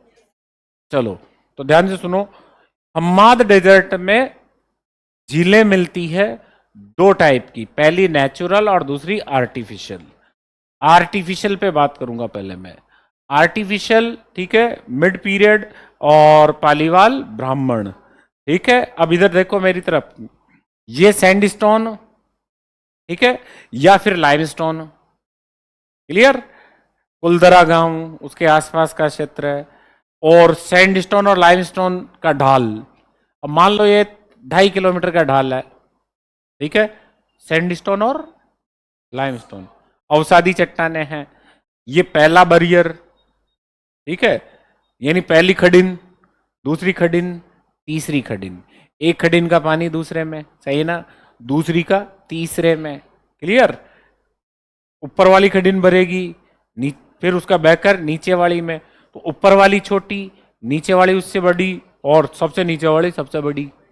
ठीक है, और जो ही जहां ढाल खत्म हुआ वहां कुइया। ठीक है, अब यहां खडिनों का निर्माण कौन सी चट्टानों में किया गया? चूना और बलवा। अब पानी अंदर रिसेगा कि नहीं रिसेगा? रिसेगा ना। तो वो देखो, ऊपर वाली खडिन और मिड वाली खडिन का पानी रिश्ता रिश्ता कुई में आ गया। कहाँ आ गया? बोल तो जा बेटा। कुई में आ गया। ठीक है, अब ध्यान दो, जुलाई से लेकर, जुलाई से लेकर 15 जुलाई के बाद में अगले फेब और मार्च तक, फेब तक मान लो, ठीक है, वाटर जो सिस्टम है एक किसी गांव का या बस्ती का, ठीक है, वो खडीनों पर डिपेंड होता है। और जो ही लू चलने लगेगी, त्यों ही ध्यान दो खडीन तो सूख जाएगी। खडीन तो सूख जाएगी, फिर कौन काम आएगी? कुइया। अतः फ्रांसीसी लैंग्वेज में इसको कहते हैं विशिष्ट जीवन शैली। यानी कोई एक ऐसा आधार बना ले जिसके आधार पर पूरी गांव की या पूरे सोसाइटी की जीवन और परंपराओं का निर्धारण हो। इसको फ्रांसीसी लैंग्वेज में जेनरेट डी वाई कहा जाता है। और जेनरेट डी वाई में राजस्थान में सबसे मेन चीज है जो आर्टिफिशियल श्रेणी में कैटेगरी में है, वो है खडीने। राजस्थान की सबसे बढ़िया वाटर कंजर्वेशन मेथड कौन सा है? खडिन। और खडिन का निर्माण या विकास या डेवलपमेंट पालीवाल लोगों ने किया था कौन से जिले में? जैसलमेर में। अब ध्यान से सुनो, हिस्ट्री चल रही है, जियोलॉजी नहीं। कौन से पीरियड में? मिडिल काल में, मध्यकाल में। क्लियर? अब ध्यान दो, जियोलॉजी आ गई कौन सी चट्टानों में? अवसादी चट्टानों में। कौन सी चट्टानों में? अवसादी चट्टानों में। आ गया समझ में? ये मानव निर्मित। अब आगे देखो ध्यान से, रेत तो है ही नहीं, रेत नहीं है ना इसमें, इसमें तो चट्टाने हैं। क्लियर? अब हवा क्या करेगी? टक्कर खा खा के और चट्टानों को उड़ा उड़ा के ले जाएगी, तो वहां एक खड्डा बना देगी। क्या कर देगी? खड्डा। बरसात का पानी उसमें आकर इकट्ठा हो जाएगा। ठीक है? रेत ने क्या किया, हवा ने क्या किया? चट्टानों को तोड़ दिया और वहां एक डीप का निर्माण कर दिया, गर्त का, और उसमें बरसात का पानी इकट्ठा हो गया। ठीक है? हवा ने क्या किया? चट्टानों को तोड़ दिया, रेत तो है ही नहीं। ठीक है? ध्यान से सुनो, प्लाया झीलें जो हम्माद मरुस्थल में मिलती है राजस्थान में, निम्न में से किसका परिणाम है? ए अपक्षय का, बी अपर्दन का, ठीक है, और सी उत्पाटन का, डी निक्षेपण का। अपर्दन का, हवाएं आएगी काट कर ले जाएगी, किनको? चट्टानों को तोड़ कर ले जाएगी, और वहां क्या बन गया? खड्डा। उस खड्डे में क्या होगा? पानी भर जाएगा। ठीक है? अतः हमेशा याद रखना, कोई भी कुछ भी पढ़ाए, कोई भी क्या बताए, उससे आपको कोई लेना देना नहीं है। प्लाया का सर्वोत्तम उदाहरण राजस्थान में पोखरण है। कौन सा है? पोखरण, कनौड़, ब्रह्मसर, लावा, भाकरी, और ये जितनी भी प्लाया झीलें हैं ये सब प्राकृतिक है। दूसरी बात है, वायु के अपर्दनात्मक प्रक्रम का प्रतिफल है, यानी अपर्दन से बनी है, निक्षेपण से नहीं। ठीक है? निक्षेपण से कौन सी झीलें बनी है? तो निक्षेपण से बनी है मरहो, जो जैसलमेर में मिलती है। वो झीलें जो बालूका स्तूप के धोरों के बीच में छोटी छोटी झीलें बन जाती है, मालाकार, बालूका स्तूपों के मध्य। तो बालूका स्तूप किसकी आकृति होती है? निक्षेपण की। हवा लाकर मिट्टी बिछाती ना, तो उसके बीच में एक इधर टीबा हो गया दोहरा, एक इधर दोहरा हो गया, तो यहां नीचा एरिया भी तो है, इस नीचे में पानी भर जाएगा। तो छोटी छोटी एक के बाद एक, तो मालाकार, फूल माला के समान एक के बाद एक छोटी छोटी झीलें बन जाती है, जिन्हें जैसलमेर में मरहो कहा जाता है। मरहो झीलें निक्षेपात्मक है और प्लाया झीलें अपर्दनात्मक है। आ गया समझ में? तो दो झीलें हैं, पहली खडिन और दूसरी प्लाया। ठीक है? तीसरी अपन किस में से लेंगे? जिसका भी जिक्र करेंगे नोट डाल के करेंगे, वो ध्यान दो इसमें नहीं है। वो किस में है? इर्ग मरुस्थल, रेतीले मरुस्थल में। ठीक है? तो हम्माद मरुस्थल में दो टाइप की झीलें हैं, पहली आर्टिफिशियल जिसे खडिन कहा जाता है, और दूसरी प्राकृतिक जिसे प्लाया कहा जाता है। क्या कहा जाता है? प्लाया। और जो हम्माद मरुस्थल में प्लाया झीलें हैं वो सारी की सारी ध्यान दो अपर्दनात्मक लैंडस्केप है। ठीक है? जबकि इर्ग मरुस्थल में जो छोटी छोटी मालाकार झीलें हैं वो ध्यान दो निक्षेपण से बनी है और जिन्हें मरहो कहा जाता है। क्या कहा जाता है? मरहो। आ गया समझ में? लिखा दूं मैं? तैयार हो? 6 लैंडस्केप, 6 चट्टाने पढ़ चुके हैं अपन, और इसके बाद आगे चल रहे हैं अपन। और डेजर्ट कौन सा चल रहा है? हम्माद। ठीक है? इसी में आगे लिखो, हम्माद मरुस्थल में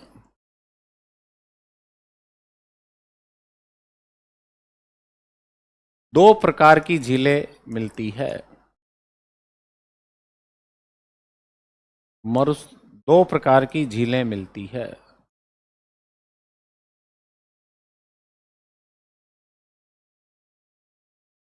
कितने टाइप की? दो। पहले नंबर पे खडिन,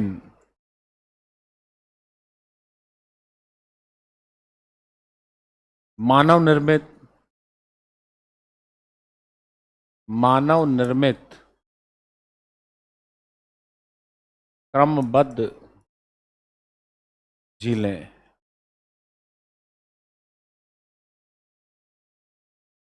सर्वोत्तम परंपरागत, सर्वोत्तम परंपरागत जल संरक्षण पद्धति।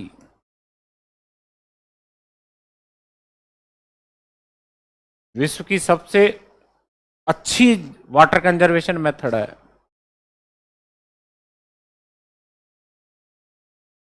चूना या बलुआ चट्टानों में ढाल के अनुसार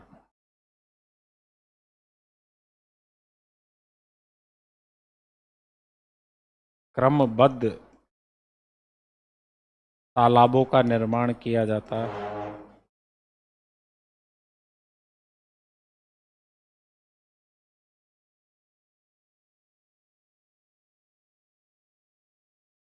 जिन्हें खडिन कहा जाता है।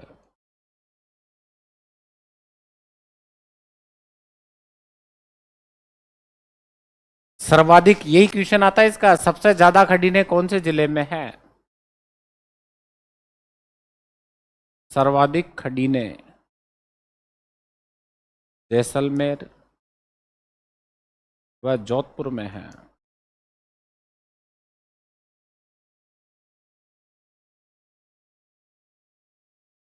और निर्माण किन्होंने किया? तो पालीवाल ब्राह्मणों ने।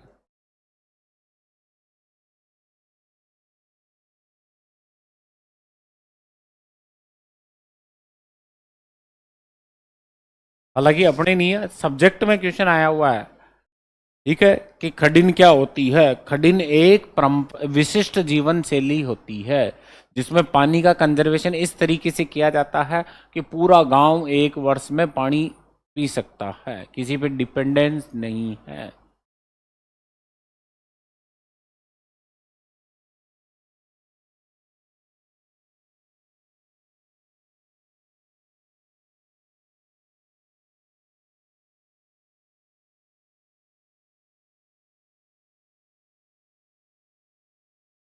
आ गया समझ में? कभी भूलोगे नहीं ना? है जैसलमेर में ध्यान दो, जो ये कुलधरा गांव का क्षेत्र है उसके आसपास। भाई पालीवाल लोग ब्राह्मण कहां से थे? कुलधरा से ही तो थे। आगे चले क्या बच्चों? मीठे पानी की एक कौन सी पड़ी है? मानव निर्मित। अब कृत्रिम में चले, उसमें चले प्राकृतिक में। अगली लाइन में प्लाया झीलें, 2 नंबर लगा के लिख लिया है ना सबने? बेटा ये पूरा नोट कर लिया क्या? अब 2 नंबर पे लिखो।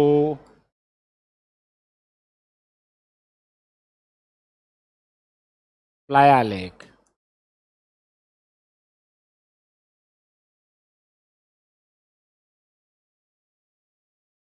जनरली ध्यान रखना, मरुस्थलीय झीलों को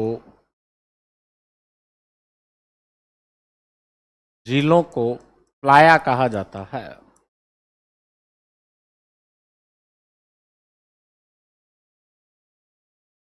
ये एक सामान्य परिभाषा है जो अपने जीके में काम आती है। अब अगर अपन सब्जेक्ट में चलें, ठीक है, तो मामला थोड़ा सा चेंज हो जाएगा, क्योंकि सब्जेक्ट में तो अपर्दन भी आएगा और निक्षेपण भी आएगा। ठीक है, तो यहां ध्यान दो, अपर्दन। अब सब्जेक्ट में चल रहे हैं अपन। मरुस्थलीय झीलों को क्या कहते हैं बेटा? प्लाया। और नदियों से जो झीलें बनती है उन्हें गोखरू कहा जाता है। क्या कहा जाता है? गोखरू। हिमानी से जो झीलें बनती उसे हिमोड़ कहते हैं, लाइक दिस नैनीताल, ठीक है, राकसताल, डल झील, वुलर झील, ये हिमानी से बनी हुई है। और नदी जिन झीलों का निर्माण करती है उन्हें कहते हैं गोखरू। और सागरीय लहरें जिन झीलों का निर्माण, गोखरू, ऑक्सबाउ अंग्रेजी में कहेंगे, सागरीय लहरें जिन झीलों का निर्माण करती है उन्हें कहते हैं लेगून। क्या कहते हैं? Lagoon. Like this Chilka, Pulicat, Vembanad, Ashtamudi, ये लेगून झीलें हैं। ठीक है, नैनीताल, सात ताल, राकसताल, ये सब कौन सी झीलें हैं? हिमानी निर्मित। तलवाड़ा झील और बुझ झील नदी निर्मित है। घग्गर नदी ने एक पार्ट को छोड़ दिया। ठीक है, घग्गर क्या करती? यूं बहती थी, जाते जाते यूं टर्न कर गई, टर्न करके नीचे की ओर आ रही, तो जहां पहले बहती थी उसको छोड़ दिया। तो वो एक खड्डा रह गया, उस खड्डे को ही आज अपन क्या कहते हैं, तलवाड़ा झील। ठीक है, और तलवाड़ा झील कहाँ है, हनुमानगढ़ में। तलवाड़ा झील क्या प्राकृतिक है या कृत्रिम है, तो प्राकृतिक है। तलवाड़ा झील का निर्माण कौन से महाराजा ने करवाया था, नहीं, घग्गर नदी ने किया है। किसने किया है, घग्गर नदी ने। ठीक है, अतः राजस्थान में ऑक्सबाउ लेक का बढ़िया उदाहरण कौन सा है, लेक तलवाड़ा। ऑक्सबाउ, गोखरू, गोखुरू कौन सी है, जो नदियां, अच्छा एक इधर देखो, हवा, ओ बेटा, हवाएं या पवने जो झीलें बनाती है उन्हें क्या कहते हैं, प्लाया। क्या कहते हैं, प्लाया। ठीक है, हिमानी जो झीलें बनाती है उसे क्या कहते हैं, हिमोड़। ठीक है, और ध्यान दो, नदियां जो झीलें बनाती है उन्हें क्या कहते हैं, गोखरू। और सागरीय लहरें जो झीलें बनाती है उसे क्या कहते हैं, लेगून। लेगून के दो उदाहरण कौन सा है, चिल्का, पुलिकट। आ गया समझ में। राजस्थान में नदियों द्वारा निर्मित दो झीलें कौन कौन सी है, तलवाड़ा है और भुज है। भुज कहाँ है, जैसलमेर में, और तलवाड़ा कहाँ है। आ गया समझ में, बोल तो जाओ। अब नदी विंड द्वारा निर्मित, तो विंड द्वारा निर्मित झीलों को क्या कहते हैं, प्लाया। लेकिन याद रखना, प्लाया में ये अपर्दनात्मक होती है, निक्षेपात्मक नहीं होती। कैसी होती है, अपर्दनात्मक। हवा धीरे धीरे लाखों करोड़ों सालों में चट्टानों को तोड़ तोड़ के ले जाएगी और खड्डा बनता जाएगा। ठीक है, हवाएं आएगी, मिट्टी को उड़ा देगी, खड्डा बनता गहरा होता जाएगा। फिर बरसात आएगी, उसमें पानी बढ़ जाएगा, धीरे धीरे खड्डा बड़ा होता जाएगा। ठीक है, तो फिर उसे कहते हैं बॉल्सन। ठीक है, वो अलग चीज है। सांबर लेक के बारे में बात करेंगे अपन। नक्की झील वैसे तो प्राकृतिक है क्योंकि मानव है, ज्वालामुखी क्रेटर लेक है, लेकिन ध्यान तो ये कहा जाए, किंवदंतियों को भी याद रखो। इवन यहां तक क्वेश्चन आ गया, इधर देखो ध्यान से, कि अपन तो उच्च स्तरीय है, फर्स्ट ग्रेड वाले है ना, तो अपन तो सोच सकते हैं, समझ सकते हैं। समझाना किनको मुश्किल है, एक तो L1 वालों को और एक कांस्टेबलों को, क्योंकि वो जिद पे अड़ जाते हैं कि सर हमने तो ये पढ़ रखा है। नक्की झील के लिए अपन लोग क्या बोलते हैं कि देवताओं ने नाखूनों से उस झील का निर्माण किया। जबकि क्वेश्चन क्या पूछा गया कि राजस्थान में पहली मानव निर्मित झील कौन सी मानी गई है, नक्की। अब ध्यान दो, तीन प्रकार के योनियां होती है, एक देवता होता है, एक ध्यान दो दानव होता है, एक मानव होता है। ठीक है, किताबों में पढ़ा देवता और क्वेश्चन पूछा मानव का। ठीक है, हो गया कंफ्यूज। किताबों में सभी में लिखा है कि देवताओं ने नाखूनों से इस झील का निर्माण करवाया, और वहां क्वेश्चन आया राजस्थान की पहली मानव निर्मित झील कौन सी है, नक्की। जबकि हम लोग क्या पढ़ाते हैं कि जियोलॉजी, यानी नक्की झील एक प्राकृतिक झील है, जो ध्यान दो, रुको, जो पेलियोजोइक की स्टार्टिंग में, यानी 55 करोड़ 60 करोड़ से एक एक्टिव वॉल्केनो था, ज्वालामुखी। इसीलिए ध्यान दो, एक मिनट, ये प्राकृतिक झील है, इसीलिए इसकी डेप्थ का किसी भी सिस्टम से पता नहीं चल पाया है। और एकमात्र झील है राजस्थान की नक्की जिसका जल कभी खत्म नहीं हुआ, सूखी नहीं वो। क्यों, क्योंकि वाष्पीकरण की दर बहुत कम है, और चारों तरफ पहाड़ है तो बरसात भी ज्यादा होती है तो पानी आकर बढ़ जाता है। दूसरी बात, उसका जल सूखा ही नहीं, क्यों, क्योंकि वाष्पीकरण की दर कम ऊंचाई पर है, और गहराई का पता ही नहीं है कि कितनी गहरी है। अच्छा, सांबर झील मैं पढ़ाऊंगा आपको, क्या लिखाऊंगा कि सांबर झील, ध्यान दो, 33 सागर का अवशेष है, यहाँ माइकासिस चट्टाने है, और this is completely natural lake. ये पूर्णतः प्राकृतिक झील है। जब सर आएंगे या राजस्थान में, आप क्या पढ़ोगे, वासुदेव चौहान ने ये किया, जब तक चलता गया तब तक झील बढ़ती गई। ठीक है, याद आ रहा है, पहाड़ बनाई, माता जी का मंदिर बनाया। ठीक है, अब बच्चा कंफ्यूज की ज्योग्राफी वाले को माने या हिस्ट्री वाले को माने। ठीक है, यही बात है ना, क्या माने, कुछ नहीं माने, जहां एग्जाम में जिस टाइप का क्वेश्चन पूछा है उसको माने। अगर पूछ ले निम्न में से कौन सी, ठीक है, नमकीन प्राकृतिक झील है, सांबर है यार। वासुदेव चौहान ने कौन सी झील का निर्माण करवाया है, सांबर का करवाया। ठीक है, एक और ध्यान में रखना, ऐसा का ऐसा ही, एक तो गजनेर का, एक कोलायत का, और एक पुष्कर का। ये 5 जिले हैं जो बड़ी दिक्कत देती है कि ये मानव निर्मित है या प्राकृतिक है। गजनेर का भी ऐसा ही सिस्टम है। गजनेर के लिए क्या आता है, यह एक मरुद्यान है, प्राकृतिक मरुद्यान है। फिर उसके बाद ये बीकानेर रियासत, ठीक है, गजनेर, यहाँ बीकानेर रियासत का ध्यान दो, महिलाओं के जनाना महल है, ऐसे कुछ पूरा का पूरा आता है। और इसका झील जो है दर्पण है, जल जो है दर्पण के समान है, आता है ना। तो मरुद्यान आता है उसके आगे।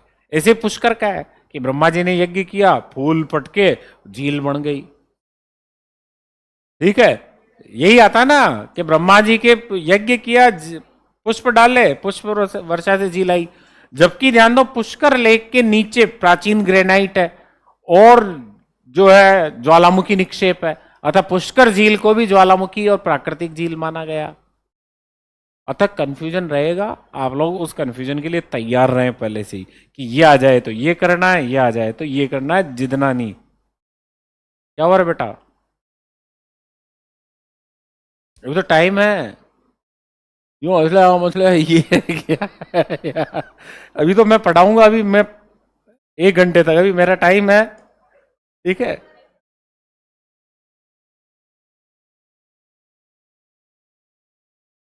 कुछ दिमाग में नहीं जा रहा, याद कर बेटा, जल्दी से 8वां वेतन आयोग लागू होगा।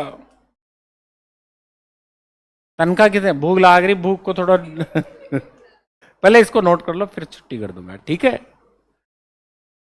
क्या लिखा अपन ने, प्लाया लेक।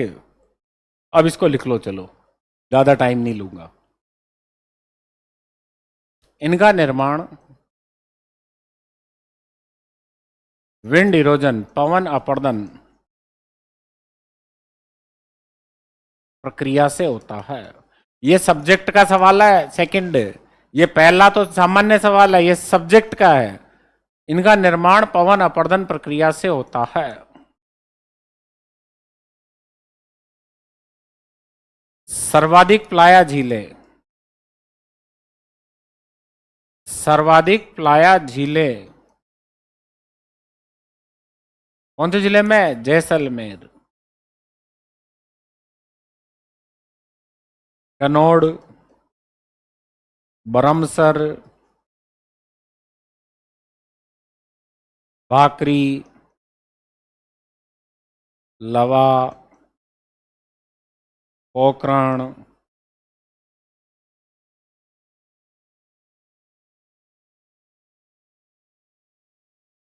सबसे बड़ी पोखरण है बेटा। और कनौड़ जो है वो 2 पार्ट है कनौड़ के, और ये पर्यटन के लिए भी प्रसिद्ध है, दोनों ही। ये सारी की सारी कहाँ है, जैसलमेर में। और बाप लेक कहाँ है बेटा, फलोदी। बच्चों बाप कहाँ है और थोब लेक कहाँ है, तो ये बाड़मेर में।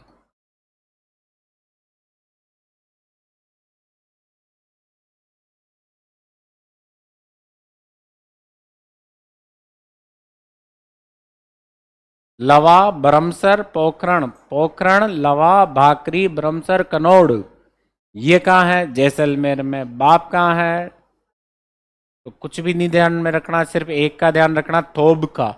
थोब कहाँ है, बाड़मेर में। और बाप का सबको पता है, बाकी बच्ची जो कहाँ है बेटा, थोब कहाँ है, बाड़मेर में। बाप कहाँ है, जोधपुर फलोदी में। बच्ची जो कहाँ है, जैसलमेर में, ठीक है। कैसी बातें, सही तो बातें कर रहा हूं। बोले सर कैसी बातें कर रहे हो आप भी,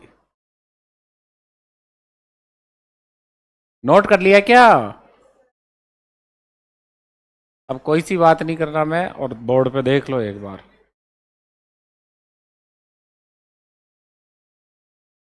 लिख लिया क्या। अब 2 बातें और ध्यान में रख लेना। पहली लाइन बेटा ध्यान से सुन रही, लास्ट 2 सेंटेंस है, क्या पता यही आ जाए एग्जाम में। जो प्लाया लेक है, ठीक है, बाप, थोप, पोखरण, कनौड़, ब्रह्मसर, इनको रीजनल लैंग्वेज में, ठीक है, टाट या टाड कहा जाता है। क्या कहते हैं, टाट या टाड।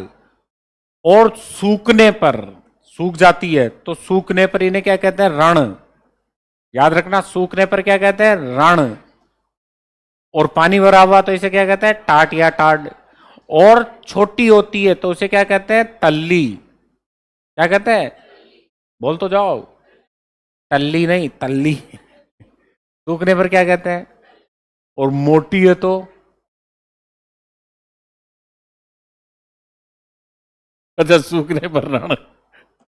सूखने पर रण, छोटी है तो तल्ली, बड़ी है तो टाड। ठीक है, तीन बातें नोट कर लो नीचे। इन प्लाया झीलों को, इन प्लाया झीलों को स्थानीय रूप से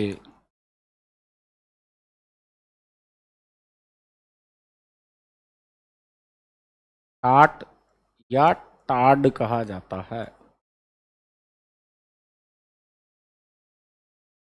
कहा जाता है। छोटी प्लाया लेक को तल्ली कहा जाता है। छोटी प्लाया झील को क्या कहते हैं बेटा? तल्ली। सूखने पर ये झीलें शुष्क दलदल, कौन सा दलदल? शुष्क दलदल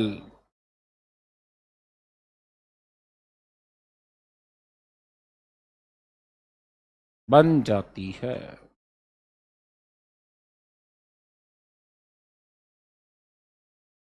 जिन्हें रण या रन कहा जाता है।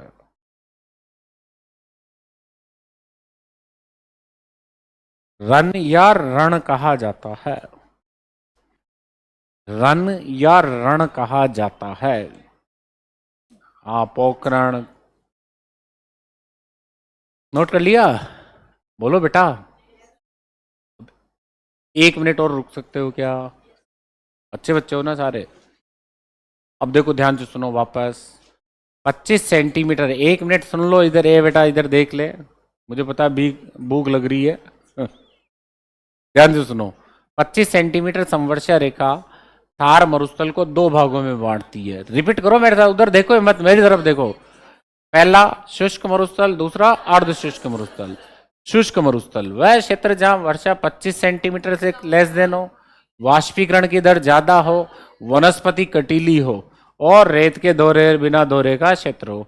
ज्यादातर कहाँ है? जैसलमेर एंड बीकानेर में। ठीक है, अब ध्यान दो, शुष्क मरुस्थल के 3 भाग हैं। पहला भाग कौन सा है? इर्ग मरुस्थल, जिसे रेतीला मरुस्थल भी कहते हैं। ये अंतर्राष्ट्रीय सीमा के बराबर है। सबसे ज्यादा ये भी कौन से जिले में है? जैसलमेर और बीकानेर में। इसमें रेत के दौरों की प्रधानता है। रेत का दौरा, मैं पूरा के कंटेंट रिपीट कर रहा हूं। रेत के दौरे 3 आधार पे बनते हैं: रेत की मात्रा, हवा की स्पीड और अवरोध के कारण। ठीक है, राजस्थान में रेत जनरली रेत के 2 टाइप के दौरे होते हैं, एक लंबाकार एक आडाकार, आडे और लंबे। ठीक है, अनुदैर्ध्य और अनुप्रस्थ दोनों। ठीक है, राजस्थान में निम्न प्रकार के सैंड ड्यून है। पहला आता है लॉन्गिट्यूडनल यानी अनुदैर्ध्य, लंबे लंबे। ये समखुंडी, तनोट, लोंगेवाला, शाहगढ़ और ध्यान दो जैसलमेर बाड़मेर में मिलते हैं। स्थायी होते हैं, लंबे होते हैं, सबसे बड़े होते हैं। ठीक है, और पवन की हाई स्पीड पे बनते हैं और लगातार विंड चलती है तो ऐसे दौरे बनते हैं। दूसरे आते हैं अनुप्रस्थ, ये आडे होते हैं, सबसे ज्यादा पूगल में, बीकानेर में है। क्लियर? तीसरे आते हैं बरखान, मरुस्थलीकरण में सबसे ज्यादा योगदान इन्हीं का ही है। और ये ध्यान दो, जिस दिशा में मरुस्थल बनता है सेकंड नंबर पे मिलते हैं। अतः शेखावाटी में सबसे ज्यादा है, बालेरी में है, ओशिया में है, पालेरी में है और लूणकरण, देशनोक, यहाँ ये बालू का स्तूप मिलते हैं। हनुमानगढ़ के नौहर भाद्रा में भी यही बालू का स्तूप है। ठीक है, फिर आता है पैराबोलिक, हेयर पिन के समान है। ठीक है, और ध्यान दो बरखान के उल्टे होते हैं। बरखान और ये पैराबोलिक दोनों ही अर्ध शुष्क, इसमें मिश्रित मिश्रित मरुस्थल में सबसे ज्यादा है। सॉरी उल्टा बोल गया, मिश्रित मरुस्थल में अधिकांश पार्ट किसका है? पैराबोलिक का और बरखान का।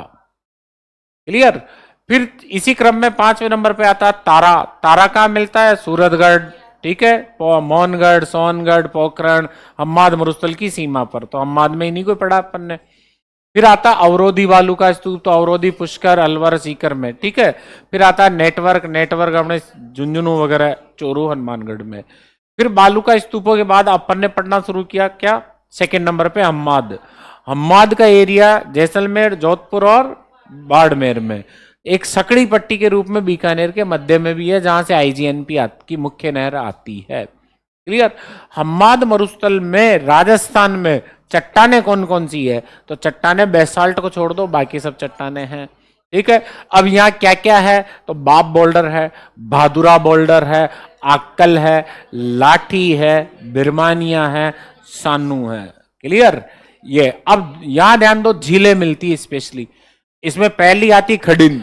खडिन पालीवाल ब्राह्मणों के द्वारा निर्मित है और चूना चट्टानों में क्रमबद्ध है। और ध्यान दो, विशिष्ट जीवन पद्धति है, परंपरागत वाटर कंजर्वेशन की सबसे महत्वपूर्ण पद्धति है पूरे वर्ल्ड में। कौन? खडिन। क्योंकि खडिन के नीचे कुइयां बनाई जाती है, जो कुछ समय के लिए कुइयां काम करेगी, बाकी लंबे टाइम तक खडिन। सबसे ऊपर की खडिन छोटी होती है, नीचे की खडिन बड़ी होती है, ठीक है। काफी कुछ एक्स्ट्रा बताया है जो एग्जाम में आता नहीं, लेकिन आपको ध्यान में रखना है। फिर आती, ध्यान दो, प्राकृतिक झीलें। प्राकृतिक झीलों को प्लाया कहा जाता है, और बड़ी प्लाया हो तो उसे टाट या टाड कहते हैं, और छोटी हो तो तल्ली कहते हैं। और सूखने पर यह सूखा दलदल बन जाती है, जिसे रण कहा जाता है। आगे समझ में? ओके, टू बी कंटिन्यू, कल और पढ़ेंगे।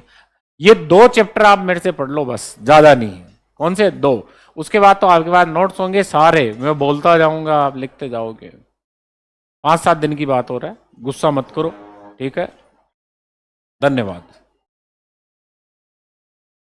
अब भी आप लोग 2 घंटे और पढ़ा देते।